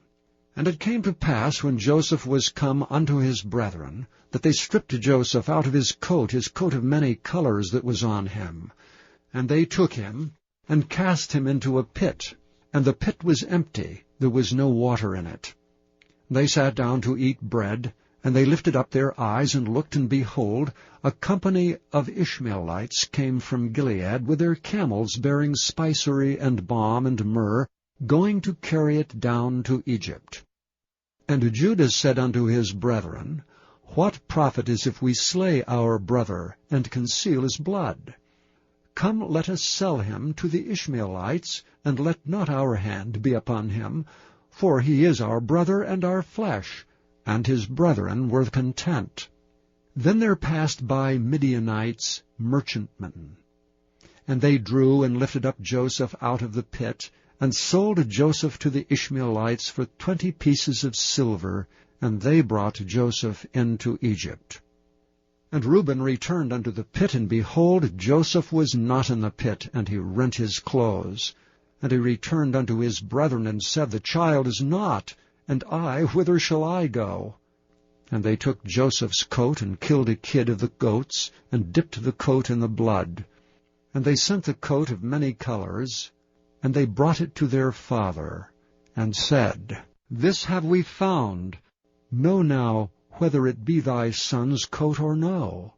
And he knew it, and said, It is my son's coat. An evil beast hath devoured him. Joseph is without doubt rent in pieces. And Jacob rent his clothes, and put sackcloth upon his loins, and mourned for his son many days. And all his sons and all his daughters rose up to comfort him. But he refused to be comforted, and he said, For I will go down into the grave unto my son mourning. Thus his father wept for him. And the Midianites sold him into Egypt unto Potiphar, an officer of Pharaoh's, and captain of the guard. Chapter 38. And it came to pass at that time that Judah went down from his brethren, and turned into a certain Adulamite, whose name was Hira. And Judah saw there a daughter of a certain Canaanite, whose name was Shua, and he took her and went in unto her. And she conceived and bare a son, and he called his name And she conceived again, and bare a son, and she called his name Onan. And she yet again conceived and bare a son, and called his name Shelah. And he was at Chezib when she bare him. And Judah took a wife for his firstborn, whose name was Tamar. And Judah's firstborn, was wicked in the sight of the Lord, and the Lord slew him. And Judah said unto Onan, Go in unto thy brother's wife, and marry her, and raise up seed to thy brother. And Onan knew that the seed should not be his. And it came to pass, when he went in unto his brother's wife, that he spilled it on the ground, lest that he should give seed to his brother. And the thing which he did displeased the Lord, wherefore he slew him also. Then said Judah to Tamar, his daughter-in-law, Remain a widow at thy father's house till Shelah my son be grown. For he said, Lest peradventure he die also, as his brethren did. And Tamar went and dwelt in her father's house. And in the process of time, the daughter of Shua, Judah's wife, died, and Judah was comforted, and went up unto his sheep-shearers to Timnath, he and his friend Hira the Adulamite. And it was told Tamar, saying, Behold, thy father-in-law goeth up to Timnath to shear his sheep. And she put her widow's garments off from her, and covered her with a veil, and wrapped herself, and sat in an open place which is by the way to Timnath. For she saw that Shelah was grown, and she was not given unto him to wife. When Judah saw her, he thought her to be an harlot, because she had covered her face. And he turned unto her by the way, and said, Go to, I pray thee, let me come in unto thee. For he knew not that she was his daughter-in-law. And she said, What wilt thou give me, that thou mayest come in unto me? And he said, I will send thee a kid from the flock. And she said, Wilt thou give me a pledge till thou send it? And he said, What pledge shall I give thee? And she said, Thy signet, and thy bracelets, and thy staff that is in thine hand. And he gave it her, and came in unto her, and she conceived by him. And she arose, and went away, and laid by her veil from her, and put on the garments of her widowhood. And Judah sent the kid by the hand of his friend the Adulamite to receive his pledge from the woman's hand, but he found her not. Then he asked the men of that place, saying, Where is the harlot that was openly by the wayside? They said, There was no harlot in this place. And he returned to Judah and said, I cannot find her. And also the men of the place said that there was no harlot in this place. And Judah said, Let her take it to her, lest we be shamed. Behold, I sent this kid, and thou hast not found her. And it came to pass about 3 months after, that it was told Judah, saying, Tamar thy daughter-in-law hath played the harlot, and also, behold, she is with child by whoredom. And Judah said, Bring her forth, and let her be burnt. When she was brought forth, she sent to her father-in-law, saying, By the man whose these are am I with child. And she said, Discern, I pray thee, whose are these, the signet, and bracelets, and staff? And Judah acknowledged them, and said, She hath been more righteous than I, because that I gave her not to Shelah my son. And he knew her again no more. And it came to pass in the time of her travail, that, behold, twins were in her womb. And it came to pass, when she travailed, that the one put out his hand, and the midwife took and bound upon his hand a scarlet thread, saying, This came out first. And it came to pass, as he drew back his hand, that, behold, his brother came out. And she said, How hast thou broken forth? This breach be upon thee. Therefore his name was called Pharez. And afterward came out his brother that had the scarlet thread upon his hand, and his name was called Zerah. And Joseph was brought down to Egypt, and Potiphar, an officer of Pharaoh, captain of the guard, an Egyptian, bought him of the hands of the Ishmaelites, which had brought him down thither. And the Lord was with Joseph, and he was a prosperous man, and he was in the house of his master the Egyptian. And his master saw that the Lord was with him, and that the Lord made all that he did to prosper in his hand. And Joseph found favor in his sight, and he served him. And he made him overseer over his house, and all that he had he put into his hand. And it came to pass from the time that he made him overseer in his house and over all that he had, that the Lord blessed the Egyptian's house for Joseph's sake. And the blessing of the Lord was upon all that he had in the house and in the field. And he left all that he had in Joseph's hand, and he knew not aught he had, save the bread which he did eat. And Joseph was a goodly person and well-favored. And it came to pass after these things, that his master's wife cast her eyes upon Joseph, and she said, Lie with me. But he refused, and said unto his master's wife, Behold, my master wotteth not what is with me in the house, and he hath committed all that he hath to my hand.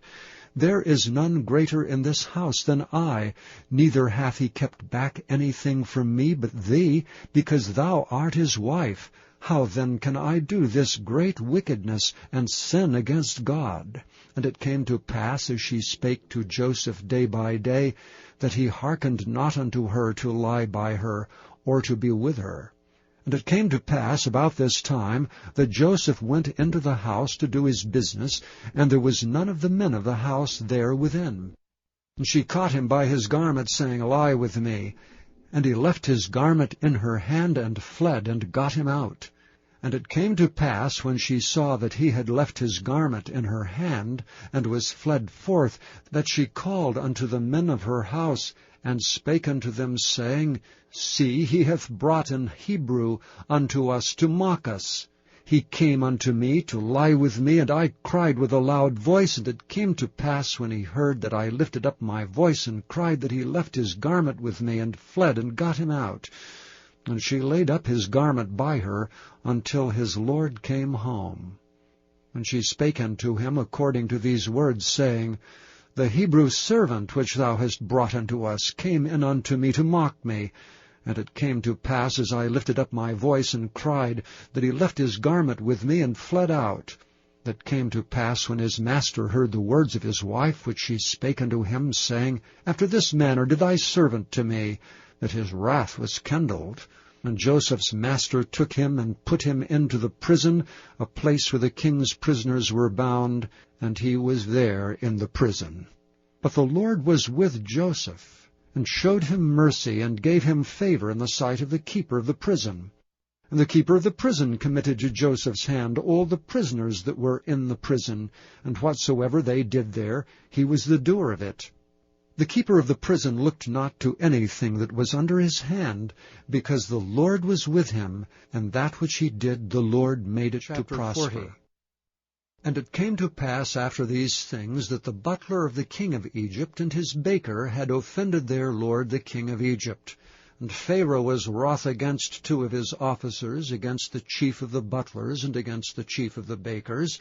And he put them in ward, in the house of the captain of the guard, into the prison, the place where Joseph was bound.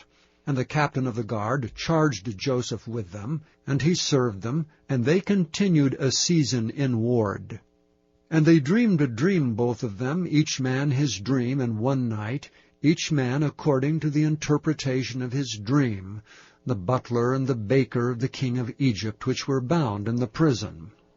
And Joseph came in unto them in the morning, and looked upon them, and behold, they were sad.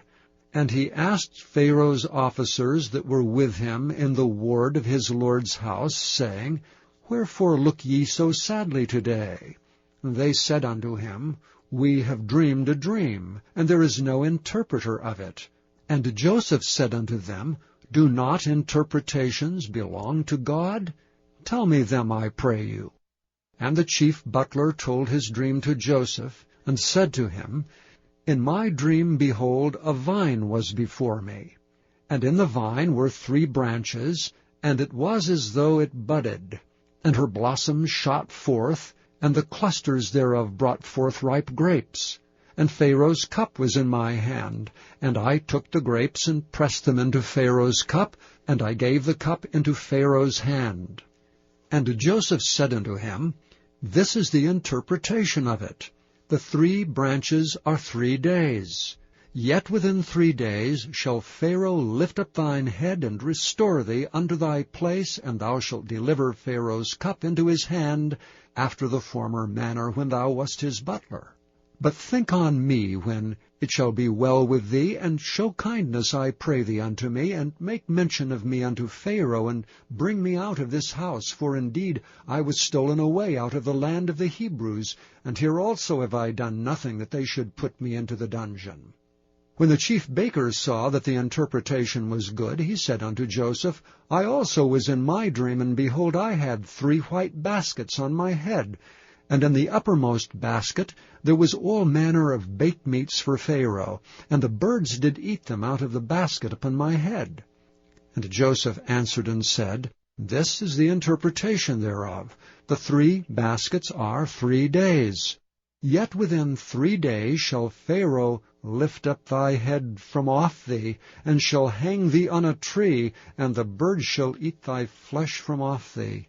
And it came to pass the 3rd day, which was Pharaoh's birthday, that he made a feast unto all his servants, and he lifted up the head of the chief butler and the chief baker among his servants. And he restored the chief butler unto his butlership again, and he gave the cup into Pharaoh's hand. But he hanged the chief baker, as Joseph had interpreted to them. Yet did not the chief butler remember Joseph, but forgat him. Chapter 41. And it came to pass at the end of 2 full years that Pharaoh dreamed, and behold, he stood by the river. And behold, there came up out of the river 7 well-favored kine, and fat-fleshed, and they fed in a meadow. And behold, 7 other kine came up after them out of the river, ill-favored and lean-fleshed, and stood by the other kine upon the brink of the river. And the ill-favored and lean-fleshed kine did eat up the 7 well-favored and fat kine. So Pharaoh awoke. And he slept and dreamed the 2nd time, and behold, 7 ears of corn came upon one stalk, rank and good. And behold, 7 thin ears, and blasted with the east wind, sprung up after them. And the 7 thin ears devoured the 7 rank and full ears, and Pharaoh awoke, and behold, it was a dream. And it came to pass in the morning that his spirit was troubled. And he sent and called for all the magicians of Egypt, and all the wise men thereof, and Pharaoh told them his dream. But there was none that could interpret them unto Pharaoh. Then spake the chief butler unto Pharaoh, saying, I do remember my faults this day. Pharaoh was wroth with his servants, and put me in ward in the captain of the guard's house, both me and the chief baker. And we dreamed a dream in one night, I and he. We dreamed each man according to the interpretation of his dream. And there was there with us a young man, an Hebrew, servant to the captain of the guard. And we told him, and he interpreted to us our dreams, to each man according to his dream he did interpret. And it came to pass, as he interpreted to us, so it was. Me he restored unto mine office, and him he hanged. Then Pharaoh sent and called Joseph, and they brought him hastily out of the dungeon. And he shaved himself, and changed his raiment, and came in unto Pharaoh. And Pharaoh said unto Joseph, I have dreamed a dream, and there is none that can interpret it. And I have heard say of thee, that thou canst understand a dream to interpret it. And Joseph answered Pharaoh, saying, It is not in me. God shall give Pharaoh an answer of peace. And Pharaoh said unto Joseph, In my dream, behold, I stood upon the bank of the river, and behold, there came up out of the river 7 kine, fat-fleshed and well-favored, and they fed in a meadow. And behold, 7 other kine came up after them, poor and very ill-favored, and lean-fleshed, such as I never saw in all the land of Egypt for badness. And the lean and the ill-favored kine did eat up the first 7 fat kine. And when they had eaten them up, it could not be known that they had eaten them, but they were still ill-favored as at the beginning. So I awoke. And I saw in my dream, and behold, 7 ears came up in one stalk, full and good. And behold, 7 ears withered, thin, and blasted with the east wind sprung up after them. And the thin ears devoured the 7 good ears, and I told this unto the magicians, but there was none that could declare it to me. And Joseph said unto Pharaoh, The dream of Pharaoh is one. God hath showed Pharaoh what he is about to do. The 7 good kine are 7 years, and the 7 good ears are 7 years. The dream is one. And the 7 thin and ill-favored kine that came up after them are 7 years, and the 7 empty ears blasted with the east wind shall be 7 years of famine. This is the thing which I have spoken unto Pharaoh. What God is about to do, he showeth unto Pharaoh. Behold, there come 7 years of great plenty throughout all the land of Egypt. And there shall arise after them 7 years of famine, and all the plenty shall be forgotten in the land of Egypt, and the famine shall consume the land. And the plenty shall not be known in the land by reason of that famine following, for it shall be very grievous. And for that the dream was doubled unto Pharaoh twice, it is because the thing is established by God, and God will shortly bring it to pass. Now therefore let Pharaoh look out a man discreet and wise, and set him over the land of Egypt. Let Pharaoh do this, and let him appoint officers over the land, and take up the 5th part of the land of Egypt in the 7 plenteous years. And let them gather all the food of those good years that come, and lay up corn under the hand of Pharaoh, and let them keep food in the cities. And that food shall be for store to the land against the 7 years of famine which shall be in the land of Egypt, that the land perish not through the famine. And the thing was good in the eyes of Pharaoh, and in the eyes of all his servants.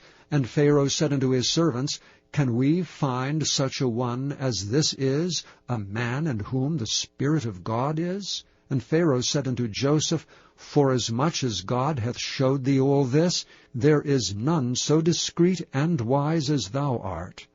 Thou shalt be over my house, and according unto thy word shall all my people be ruled. Only in the throne will I be greater than thou. And Pharaoh said unto Joseph, See, I have set thee over all the land of Egypt. And Pharaoh took off his ring from his hand, and put it upon Joseph's hand, and arrayed him in vestures of fine linen, and put a gold chain about his neck. And he made him to ride in the 2nd chariot which he had. And they cried before him, Bow the knee. And he made him ruler over all the land of Egypt. And Pharaoh said unto Joseph, I am Pharaoh, and without thee shall no man lift up his hand or foot in all the land of Egypt. And Pharaoh called Joseph's name Zaphnath-Paaneah, and he gave him to wife Asenath, the daughter of Potiphera, the priest of On. And Joseph went out over all the land of Egypt. And Joseph was 30 years old when he stood before Pharaoh king of Egypt. And Joseph went out from the presence of Pharaoh, and went throughout all the land of Egypt. And in the 7 plenteous years the earth brought forth by handfuls. And he gathered up all the food of the 7 years which were in the land of Egypt, and laid up the food in the cities. The food of the field which was round about every city laid he up in the same. And Joseph gathered corn as the sand of the sea, very much until he left numbering, for it was without number. And unto Joseph were born 2 sons before the years of famine came, which Asenath, the daughter of Potiphera, priest of On, bore unto him. And Joseph called the name of the firstborn Manasseh, for God, said he, hath made me forget all my toil and all my father's house. And the name of the second called he Ephraim, for God hath caused me to be fruitful in the land of my affliction. And the 7 years of plenteousness that was in the land of Egypt were ended, and the 7 years of dearth began to come, according as Joseph had said. And the dearth was in all lands, but in all the land of Egypt there was bread. And when all the land of Egypt was famished, the people cried to Pharaoh for bread, And Pharaoh said unto all the Egyptians, Go unto Joseph, what he saith to you do. And the famine was over all the face of the earth. And Joseph opened all the storehouses, and sold unto the Egyptians. And the famine waxed sore in the land of Egypt. And all countries came into Egypt to Joseph for to buy corn, because that the famine was so sore in all lands. Chapter 42. Now when Jacob saw that there was corn in Egypt, Jacob said unto his sons, Why do ye look one upon another? And he said, Behold, I have heard that there is corn in Egypt. Get you down thither, and buy for us from thence, that we may live and not die. And Joseph's 10 brethren went down to buy corn in Egypt. But Benjamin, Joseph's brother, Jacob sent not with his brethren, for he said, Lest peradventure mischief befall him. And the sons of Israel came to buy corn among those that came, for the famine was in the land of Canaan. And Joseph was the governor over the land, and he it was that sold to all the people of the land. And Joseph's brethren came, and bowed down themselves before him with their faces to the earth.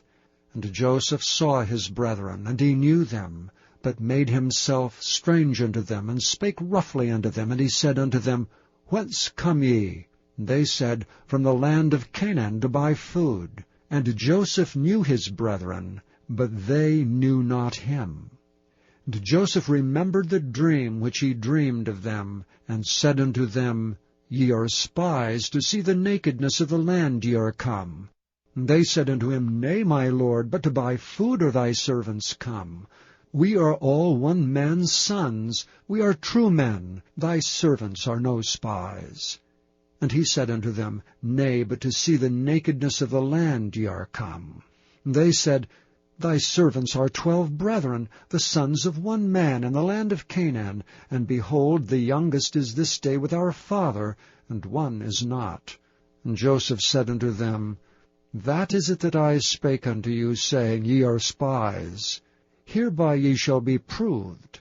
By the life of Pharaoh ye shall not go forth hence, except your youngest brother come hither. Send one of you, and let him fetch your brother, and ye shall be kept in prison, that your words may be proved, whether there be any truth in you. Or else by the life of Pharaoh, surely ye are spies.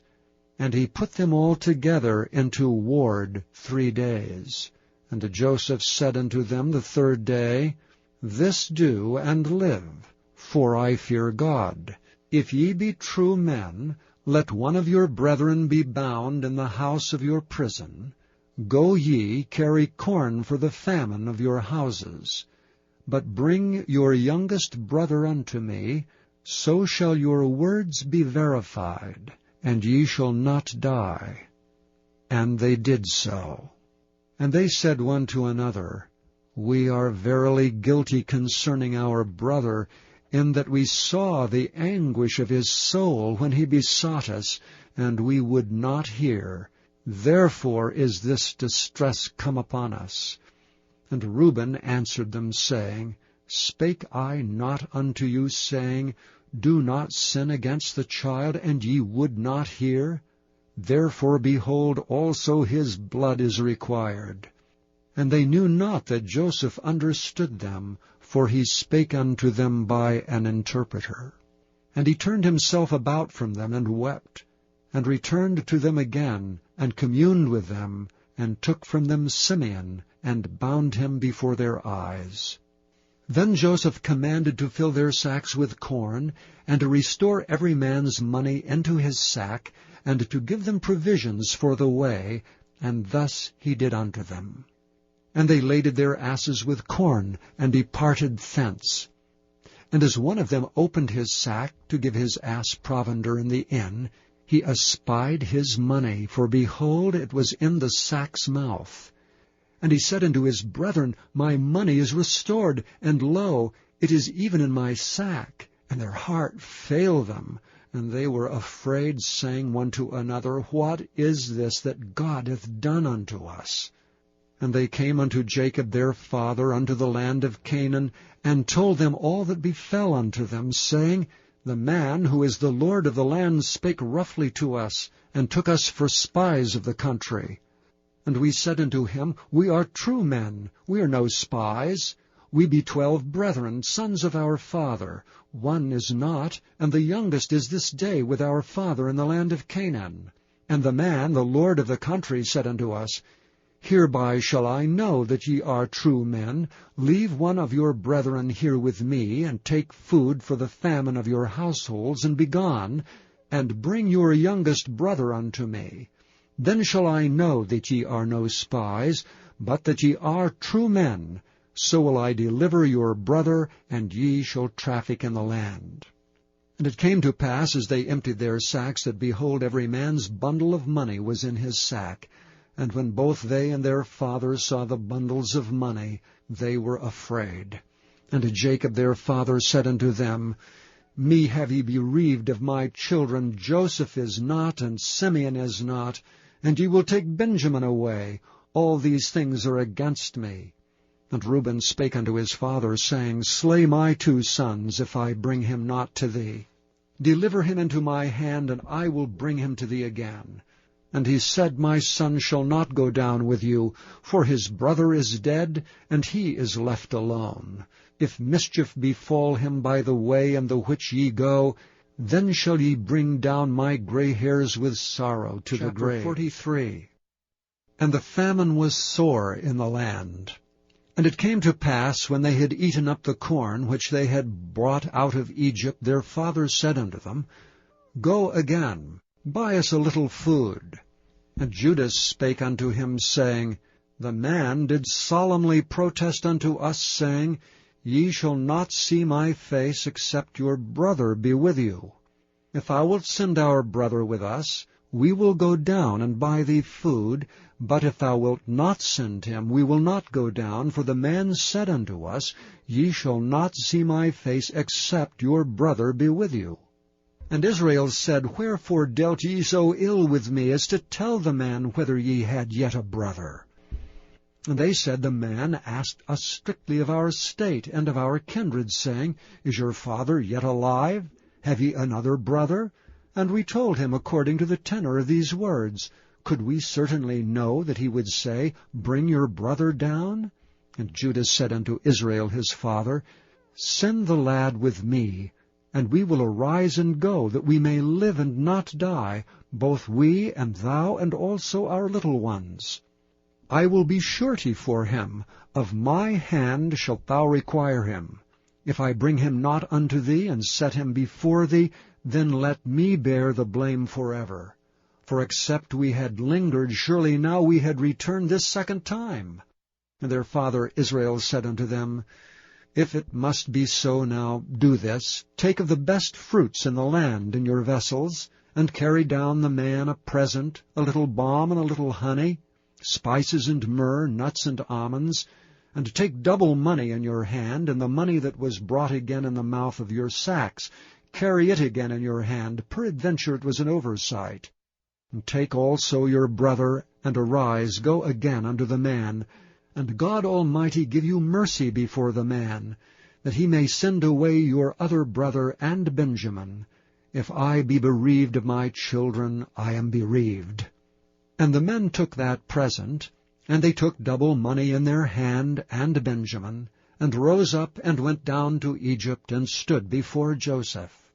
And when Joseph saw Benjamin with them, he said to the ruler of his house, Bring these men home, and slay, and make ready, for these men shall dine with me at noon. And the man did as Joseph bade. And the man brought the men into Joseph's house. And the men were afraid, because they were brought into Joseph's house. And they said, Because of the money that was returned in our sacks at the first time are we brought in, that he may seek occasion against us, and fall upon us, and take us for our bondmen and our asses. And they came near to the steward of Joseph's house, and they communed with him at the door of the house, and said, O sir, we came indeed down at the first time to buy food. And it came to pass, when we came to the inn, that we opened our sacks, and behold, every man's money was in the mouth of his sack, our money in full weight. and we have brought it again in our hand. And other money have we brought down in our hands to buy food. We cannot tell who put our money in our sacks. And he said, Peace be to you, fear not. Your God, the God of your father, hath given you treasure in your sacks. I had your money. And he brought Simeon out unto them. And the man brought the men into Joseph's house, and gave them water, and they washed their feet, and he gave their asses provender. And they made ready the present against Joseph came at noon, for they heard that they should eat bread there. And when Joseph came home, they brought him the present which was in their hand into the house, and bowed themselves to him to the earth. And he asked them of their welfare, and said, Is your father well, the old man of whom ye spake? Is he yet alive? And they answered, Thy servant our father is in good health, he is yet alive. And they bowed down their heads, and made obeisance. And he lifted up his eyes, and saw his brother Benjamin, his mother's son, and said, Is this your younger brother, of whom ye spake unto me? And he said, God be gracious unto thee, my son. And Joseph made haste, for his bowels did yearn upon his brother, and he sought where to weep. And he entered into his chamber, and wept there. And he washed his face, and went out, and refrained himself, and said, Set on bread. And they set on for him by himself, and for them by themselves, and for the Egyptians which did eat with him, by themselves, because the Egyptians might not eat bread with the Hebrews, for that is an abomination unto the Egyptians. And they sat before him, the firstborn according to his birthright, and the youngest according to his youth. And the men marveled one at another. And he took and sent messes unto them from before him, but Benjamin's mess was 5 times so much as any of theirs. And they drank and were merry with him. And he commanded the steward of his house, saying, Fill the men's sacks with food, as much as they can carry, and put every man's money in his sack's mouth. And put my cup, the silver cup, in the sack's mouth of the youngest, and his corn money. And he did according to the word that Joseph had spoken. As soon as the morning was light, the men were sent away, they and their asses. And when they were gone out of the city, and not yet far off, Joseph said unto his steward, Up, follow after the men, and when thou dost overtake them, say unto them, Wherefore have ye rewarded evil for good? Is not this it in which my Lord drinketh, and whereby indeed he divineth? Ye have done evil in so doing. And he overtook them, and he spake unto them these same words. And they said unto him, Wherefore saith my Lord these words? God forbid that thy servants should do according to this thing. Behold, the money which we found in our sacks' mouths we brought again unto thee out of the land of Canaan. How then should we steal out of thy Lord's house silver or gold? With whomsoever of thy servants it be found, both let him die, and we also will be my Lord's bondmen. And he said, Now also let it be according unto your words. He with whom it is found shall be my servant, and ye shall be blameless. Then they speedily took down every man his sack to the ground, and opened every man his sack. And he searched, and began at the eldest, and left at the youngest, and the cup was found in Benjamin's sack. Then they rent their clothes, and laded every man his ass, and returned to the city. And Judah and his brethren came to Joseph's house, for he was yet there, and they fell before him on the ground. And Joseph said unto them, What deed is this that ye have done? Wot ye not that such a man as I can certainly divine? And Judah said, What shall we say unto my Lord? What shall we speak? Or how shall we clear ourselves? God hath found out the iniquity of thy servants. Behold, we are my Lord's servants, both we, and he also with whom the cup is found. And he said, God forbid that I should do so. But the man in whose hand the cup is found, he shall be my servant. And as for you, get you up in peace unto your father. Then Judah came near unto him, and said, O my lord, let thy servant, I pray thee, speak a word in my lord's ears, and let not thine anger burn against thy servant, for thou art even as Pharaoh. My lord asked his servants, saying, Have ye a father or a brother?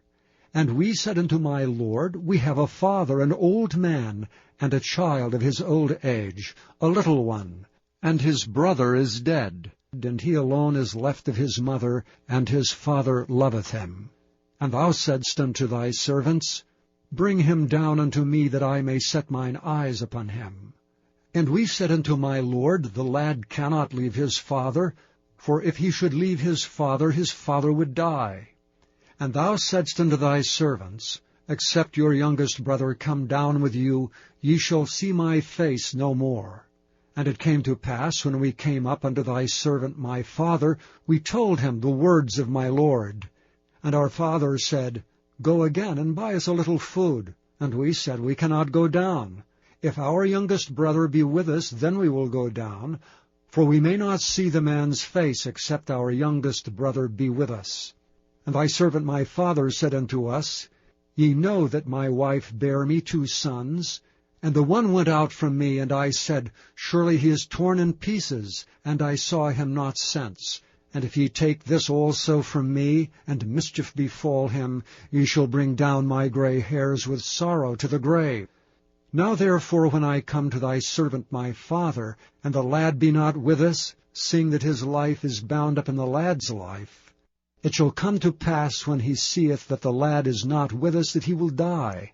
And thy servant shall bring down the gray hairs of thy servant our father with sorrow to the grave.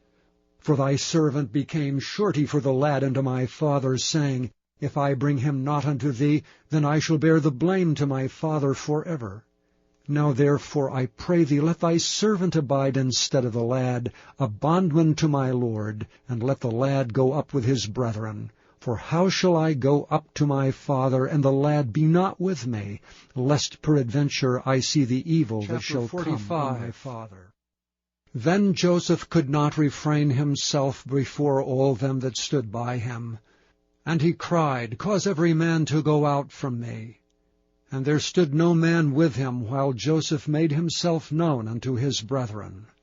And he wept aloud, and the Egyptians and the house of Pharaoh heard. And Joseph said unto his brethren, I am Joseph.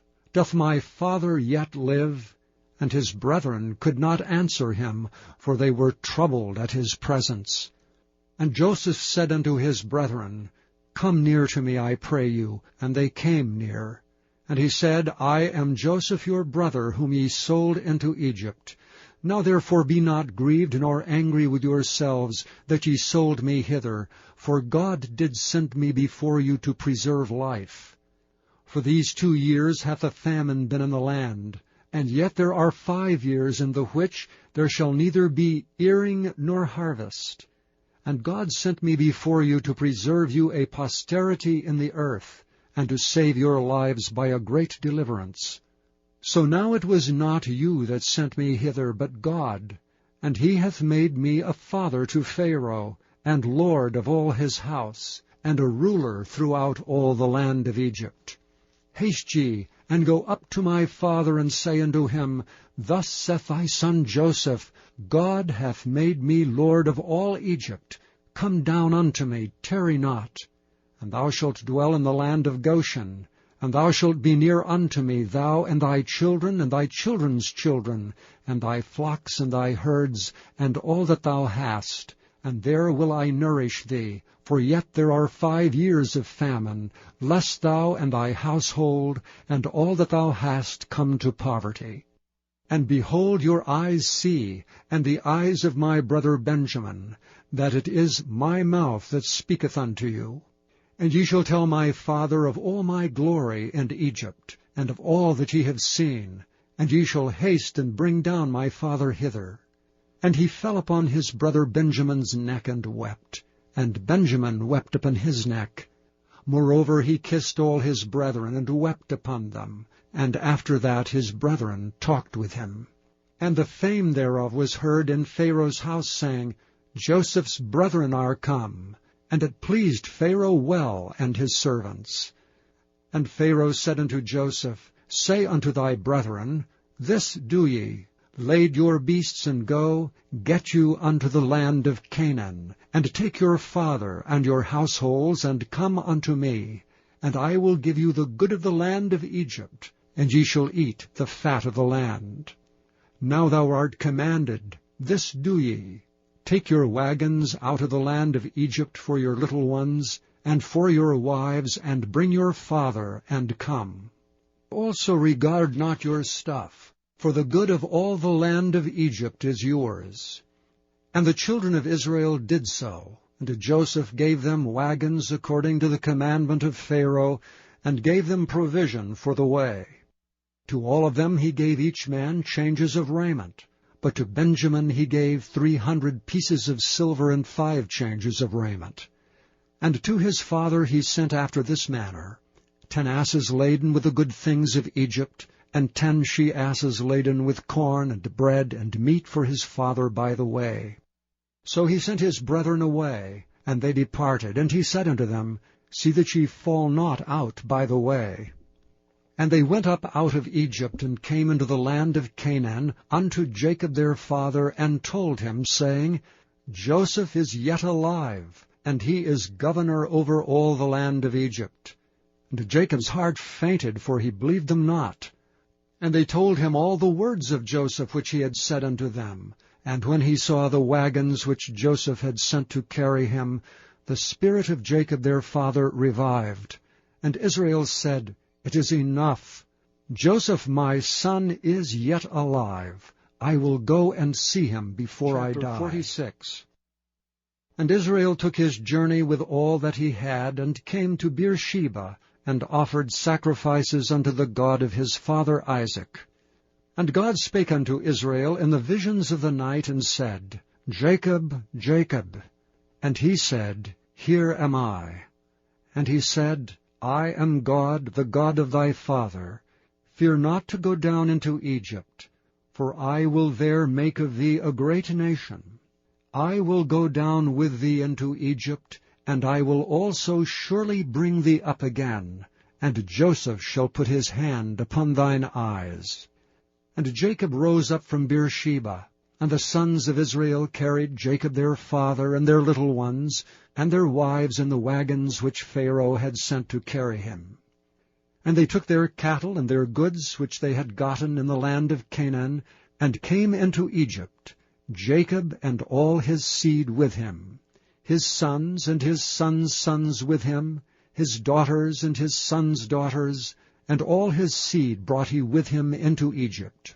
And these are the names of the children of Israel which came into Egypt, Jacob and his sons, Reuben, Jacob's firstborn, and the sons of Reuben, Hanok, and Phalu, and Hezron, and Carmi, and the sons of Simeon, Jemuel, and Jamin, and Ohad, and Jachin, and Zohar, and Shaul, the son of a Canaanitish woman. And the sons of Levi, Gershon, Kohath, and Merari. And the sons of Judah, and Onan, and Shelah, and Pharez, and Zerah. But and Onan died in the land of Canaan. And the sons of Pharez were Hezron and Hamul. And the sons of Issachar, Tola, and Phuvah, and Job, and Shimron. And the sons of Zebulun, Sered, and Elon, and Jaleel. These be the sons of Leah which she bare unto Jacob in Padan Aram, with his daughter Dinah. All the souls of his sons and his daughters were 33. And the sons of Gad, Ziphion, and Haggai, Shunai, and Esbon, Eri, and Arodai, and Areli. And the sons of Asher, Jimnah, and Ishua, and Isui, and Beriah, and Serah their sister, and the sons of Beriah, Heber, and Malchiel. These are the sons of Zilpah, whom Laban gave to Leah his daughter, and these she bare unto Jacob even 16 souls. The sons of Rachel, Jacob's wife, Joseph and Benjamin. And unto Joseph in the land of Egypt were born Manasseh and Ephraim. which Asenath the daughter of Potipherah priest of Onan bare unto him. And the sons of Benjamin were Bela, and Becher, and Ashbel, Gera, and Naaman, Ehi, and Rosh, Muppim, and Huppim, and Ard. These are the sons of Rachel, which were born to Jacob. All the souls were 14. And the sons of Dan, Hushim, and the sons of Naphtali, Jaziel, and Guni, and Jezer, and Shillem.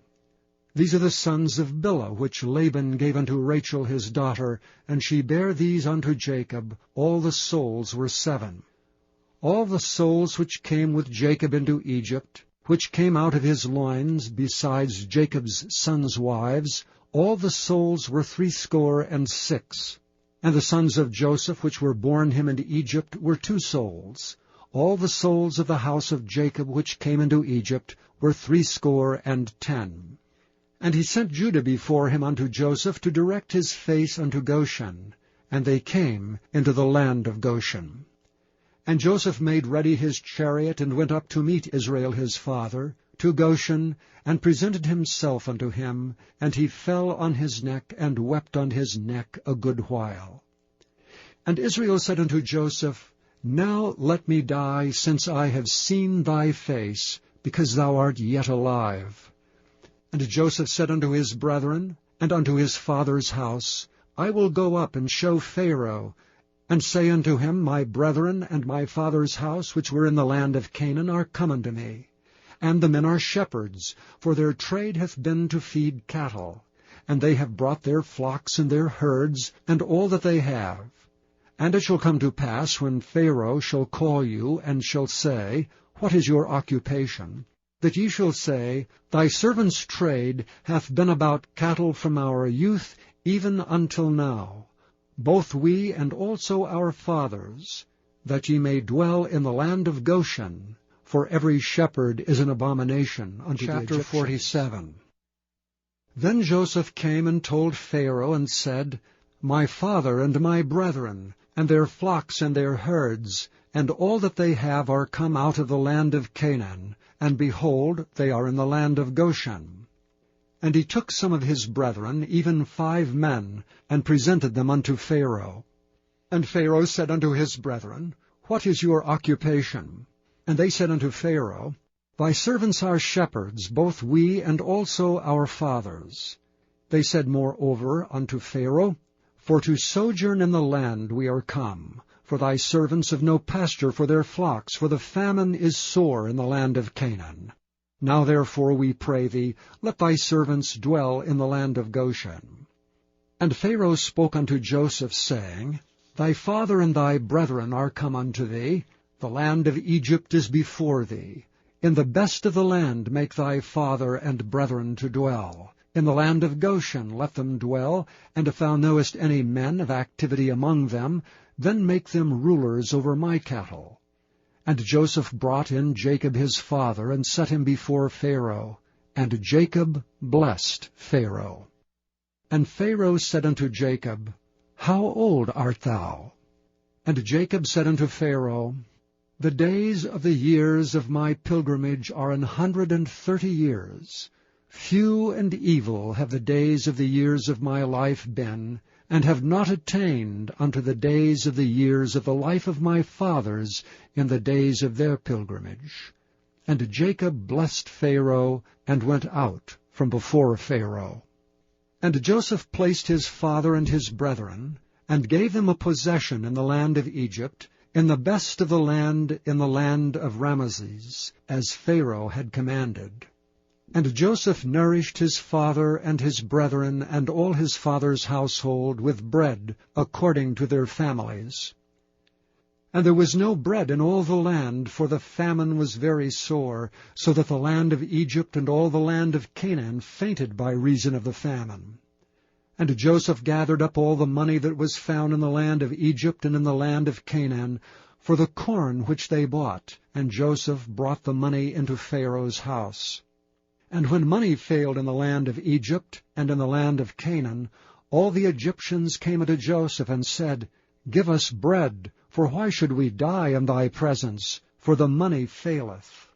And Joseph said, Give your cattle, and I will give you for your cattle, if money fail. And they brought their cattle unto Joseph, and Joseph gave them bread in exchange for horses, and for the flocks, and for the cattle of the herds, and for the asses, and he fed them with bread for all their cattle for that year. When that year was ended, they came unto him the second year, and said unto him, We will not hide it from my lord, how that our money is spent. My lord also hath our herds of cattle. There is not aught left in the sight of my lord but our bodies and our lands. Wherefore shall we die before thine eyes, both we and our land? Buy us and our land for bread, and we and our land will be servants unto Pharaoh. And give us seed that we may live, and not die, that the land be not desolate. And Joseph bought all the land of Egypt for Pharaoh. For the Egyptians sold every man his field, because the famine prevailed over them. So the land became Pharaoh's. And as for the people, he removed them to cities from one end of the borders of Egypt even to the other end thereof. Only the land of the priests bought he not, for the priests had a portion assigned them of Pharaoh, and did eat their portion which Pharaoh gave them. Wherefore they sold not their lands. Then Joseph said unto the people, Behold, I have bought you this day, and your land for Pharaoh. Lo, here is seed for you, and ye shall sow the land. And it shall come to pass in the increase, that ye shall give the 5th part unto Pharaoh, and 4 parts shall be your own for seed of the field, and for your food, and for them of your households, and for food for your little ones. And they said, Thou hast saved our lives. Let us find grace in the sight of my lord, and we will be Pharaoh's servants. And Joseph made it a law over the land of Egypt unto this day, that Pharaoh should have the 5th part, except the land of the priests only, which became not Pharaoh's. And Israel dwelt in the land of Egypt in the country of Goshen. And they had possessions therein, and grew, and multiplied exceedingly. And Jacob lived in the land of Egypt 17 years, so the whole age of Jacob was 147 years. And the time drew nigh that Israel must die, and he called his son Joseph, and said unto him, If now I have found grace in thy sight, put, I pray thee, thy hand under my thigh, and deal kindly and truly with me. Bury me not, I pray thee, in Egypt. But I will lie with my fathers, and thou shalt carry me out of Egypt, and bury me in their burying place. And he said, I will do as thou hast said. And he said, Swear unto me. And he sware unto him, and Israel bowed himself upon the bed's head. 48. And it came to pass after these things, that one told Joseph, Behold, thy father is sick. And he took with him his 2 sons, Manasseh and Ephraim. And one told Jacob, and said, Behold, thy son Joseph cometh unto thee. And Israel strengthened himself, and sat upon the bed. And Jacob said unto Joseph, God Almighty appeared unto me at Luz in the land of Canaan, and blessed me, and said unto me, Behold, I will make thee fruitful, and multiply thee, and I will make of thee a multitude of people, and will give this land to thy seed after thee for an everlasting possession.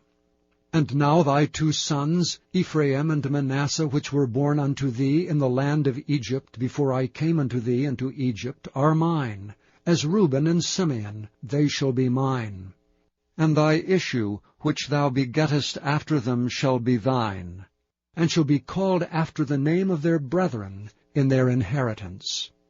And as for me, when I came from Padan, Rachel died by me in the land of Canaan in the way, when yet there was but a little way to come unto Ephrath, and I buried her there in the way of Ephrath, the same is Bethlehem. And Israel beheld Joseph's sons, and said, Who are these? And Joseph said unto his father, They are my sons, whom God hath given me in this place. And he said, Bring them, I pray thee, unto me, and I will bless them. Now the eyes of Israel were dim for age, so that he could not see. And he brought them near unto him, and he kissed them, and embraced them. And Israel said unto Joseph, I had not thought to see thy face, and lo, God hath showed me also thy seed. And Joseph brought them out from between his knees, and he bowed himself with his face to the earth. And Joseph took them both, Ephraim in his right hand, toward Israel's left hand, and Manasseh in his left hand toward Israel's right hand, and brought them near unto him.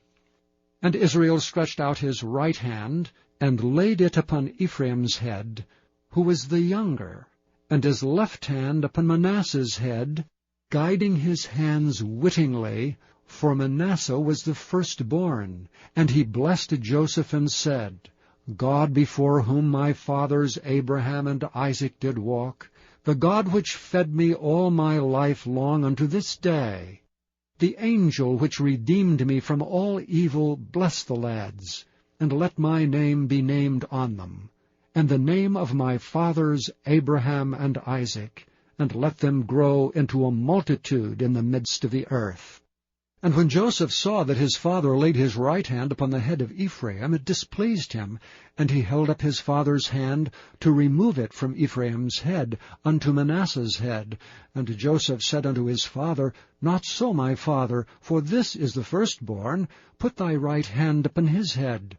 And his father refused, and said, I know it, my son, I know it. He also shall become a people, and he also shall be great. But truly his younger brother shall be greater than he, and his seed shall become a multitude of nations. And he blessed them that day, saying, And thee shall Israel bless, saying, God make thee as Ephraim, and as Manasseh. And he set Ephraim before Manasseh. And Israel said unto Joseph, Behold, I die, but God shall be with you, and bring you again unto the land of your fathers. Moreover, I have given to thee one portion above thy brethren, which I took out of the hand of the Amorite with my sword and with my 49. Bow. And Jacob called unto his sons, and said, Gather yourselves together, that I may tell you that which shall befall you in the last days. Gather yourselves together, and hear, ye sons of Jacob, and hearken unto Israel your father. Reuben, thou art my firstborn, my might, and the beginning of my strength, the excellency of dignity, and the excellency of power. Unstable as water, thou shalt not excel, because thou wentest up to thy father's bed, then defiledst thou it. He went up to my couch. Simeon and Levi are brethren. Instruments of cruelty are in their habitations. O my soul, come not thou into their secret. Unto their assembly mine honor be not thou united, for in their anger they slew a man, and in their self-will they digged down a wall. Cursed be their anger, for it was fierce, and their wrath, for it was cruel. I will divide them in Jacob, and scatter them in Israel. Judah, thou art he whom thy brethren shall praise. Thy hand shall be in the neck of thine enemies. Thy father's children shall bow down before thee. Judah is a lion's whelp. From the prey, my son, thou art gone up. He stooped down, he couched as a lion, and as an old lion. Who shall rouse him up? The scepter shall not depart from Judah, nor a lawgiver from between his feet, until Shiloh come, and unto him shall the gathering of the people be. Binding his foal unto the vine, and his ass's colt unto the choice vine.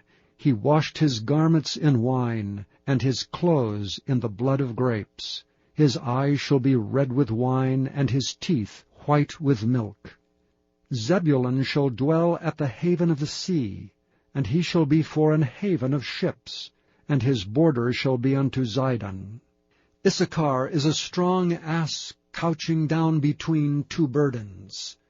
And he saw that rest was good, and the land that it was pleasant, and bowed his shoulder to bear, and became a servant unto tribute. Dan shall judge his people as one of the tribes of Israel, Dan shall be a serpent by the way, and adder in the path, that biteth the horse heels, so that his rider shall fall backward. I have waited for thy salvation, O Lord. Gad, a troop shall overcome him, but he shall overcome at the last. Out of Asher his bread shall be fat, and he shall yield royal dainties. Naphtali is a hind let loose, he giveth goodly words. Joseph is a fruitful bough, even a fruitful bough by a well, whose branches run over the wall. The archers have sorely grieved him, and shot at him, and hated him, but his bow abode in strength, and the arms of his hands were made strong by the hands of the mighty God of Jacob. From thence is the shepherd, the stone of Israel. Even by the God of thy father who shall help thee, and by the Almighty who shall bless thee with blessings of heaven above, blessings of the deep that lieth under, blessings of the breasts and of the womb. The blessings of thy father have prevailed above the blessings of my progenitors unto the utmost bound of the everlasting hills. They shall be on the head of Joseph, and on the crown of the head of him that was separate from his brethren. Benjamin shall raven as a wolf. In the morning he shall devour the prey, and at night he shall divide the spoil. All these are the 12 tribes of Israel. And this is it that their father spake unto them, and blessed them, every one according to his blessing he blessed them. And he charged them, and said unto them, I am to be gathered unto my people. Bury me with my fathers in the cave that is in the field of Ephron the Hittite, in the cave that is in the field of Machpelah, which is before Mamre, in the land of Canaan, which Abraham bought with the field of Ephron the Hittite for a possession of a burying place. There they buried Abraham and Sarah his wife. There they buried Isaac and Rebekah his wife, and there I buried Leah. The purchase of the field and of the cave that is therein was from the children of Heth. And when Jacob had made an end of commanding his sons, he gathered up his feet into the bed, and yielded up the ghost, and was gathered unto his 50. People. And Joseph fell upon his father's face, and wept upon him, and kissed him. And Joseph commanded his servants, the physicians, to embalm his father, and the physicians embalmed Israel. And 40 days were fulfilled for him, for so are fulfilled the days of those which are embalmed. And the Egyptians mourned for him 60 days. And when the days of his mourning were past, Joseph spake unto the house of Pharaoh, saying, If now I have found grace in your eyes, speak, I pray you, in the ears of Pharaoh, saying, My father made me swear, saying, Lo, I die, in my grave which I have digged for me, in the land of Canaan, there shalt thou bury me. Now therefore let me go up, I pray thee, and bury my father, and I will come again. And Pharaoh said, Go up, and bury thy father according as he made thee swear. And Joseph went up to bury his father, and with him went up all the servants of Pharaoh, the elders of his house, and all the elders of the land of Egypt, and all the house of Joseph and his brethren, and his father's house. Only their little ones and their flocks and their herds they left in the land of Goshen. And there went up with him both chariots and horsemen, and it was a very great company. And they came to the threshing floor of Atad, which is beyond Jordan, and there they mourned with a great and very sore lamentation. And he made a mourning for his father 7 days. And when the inhabitants of the land, the Canaanites, saw the mourning in the floor of Atad, they said, This is a grievous mourning to the Egyptians. Wherefore the name of it was called Abel Mizraim, which is beyond Jordan. And his sons did unto him according as he commanded them. For his sons carried him into the land of Canaan, and buried him in the cave of the field of Machpelah, which Abraham bought with the field for a possession of a burying place of Ephron the Hittite, before Mamre. And Joseph returned into Egypt, he and his brethren, and all that went up with him to bury his father after he had buried his father. And when Joseph's brethren saw that their father was dead, they said, Joseph will peradventure hate us, and will certainly requite us all the evil which we did unto him. And they sent a messenger unto Joseph, saying, Thy father did command before he died, saying, So shall ye say unto Joseph, Forgive, I pray thee now, the trespass of thy brethren, and their sin, for they did unto thee evil. And now we pray thee, forgive the trespass of the servants of the God of thy father. And Joseph wept when they spake unto him. And his brethren also went and fell down before his face, and they said, Behold, we be thy servants. And Joseph said unto them, Fear not, for am I in the place of God? But as for you, ye thought evil against me. But God meant it unto good to bring to pass, as it is this day, to save much people alive. Now therefore fear ye not. I will nourish you and your little ones. And he comforted them, and spake kindly unto them. And Joseph dwelt in Egypt, he and his father's house, and Joseph lived 110 years. And Joseph saw Ephraim's children of the 3rd generation. The children also of Machir the son of Manasseh were brought up upon Joseph's knees. And Joseph said unto his brethren, I die, and God will surely visit you, and bring you out of this land unto the land which he sware to Abraham, to Isaac, and to Jacob. And Joseph took an oath of the children of Israel, saying, God will surely visit you, and ye shall carry up my bones from hence. So Joseph died, being 110 years old, and they embalmed him, and he was put in a coffin in Egypt.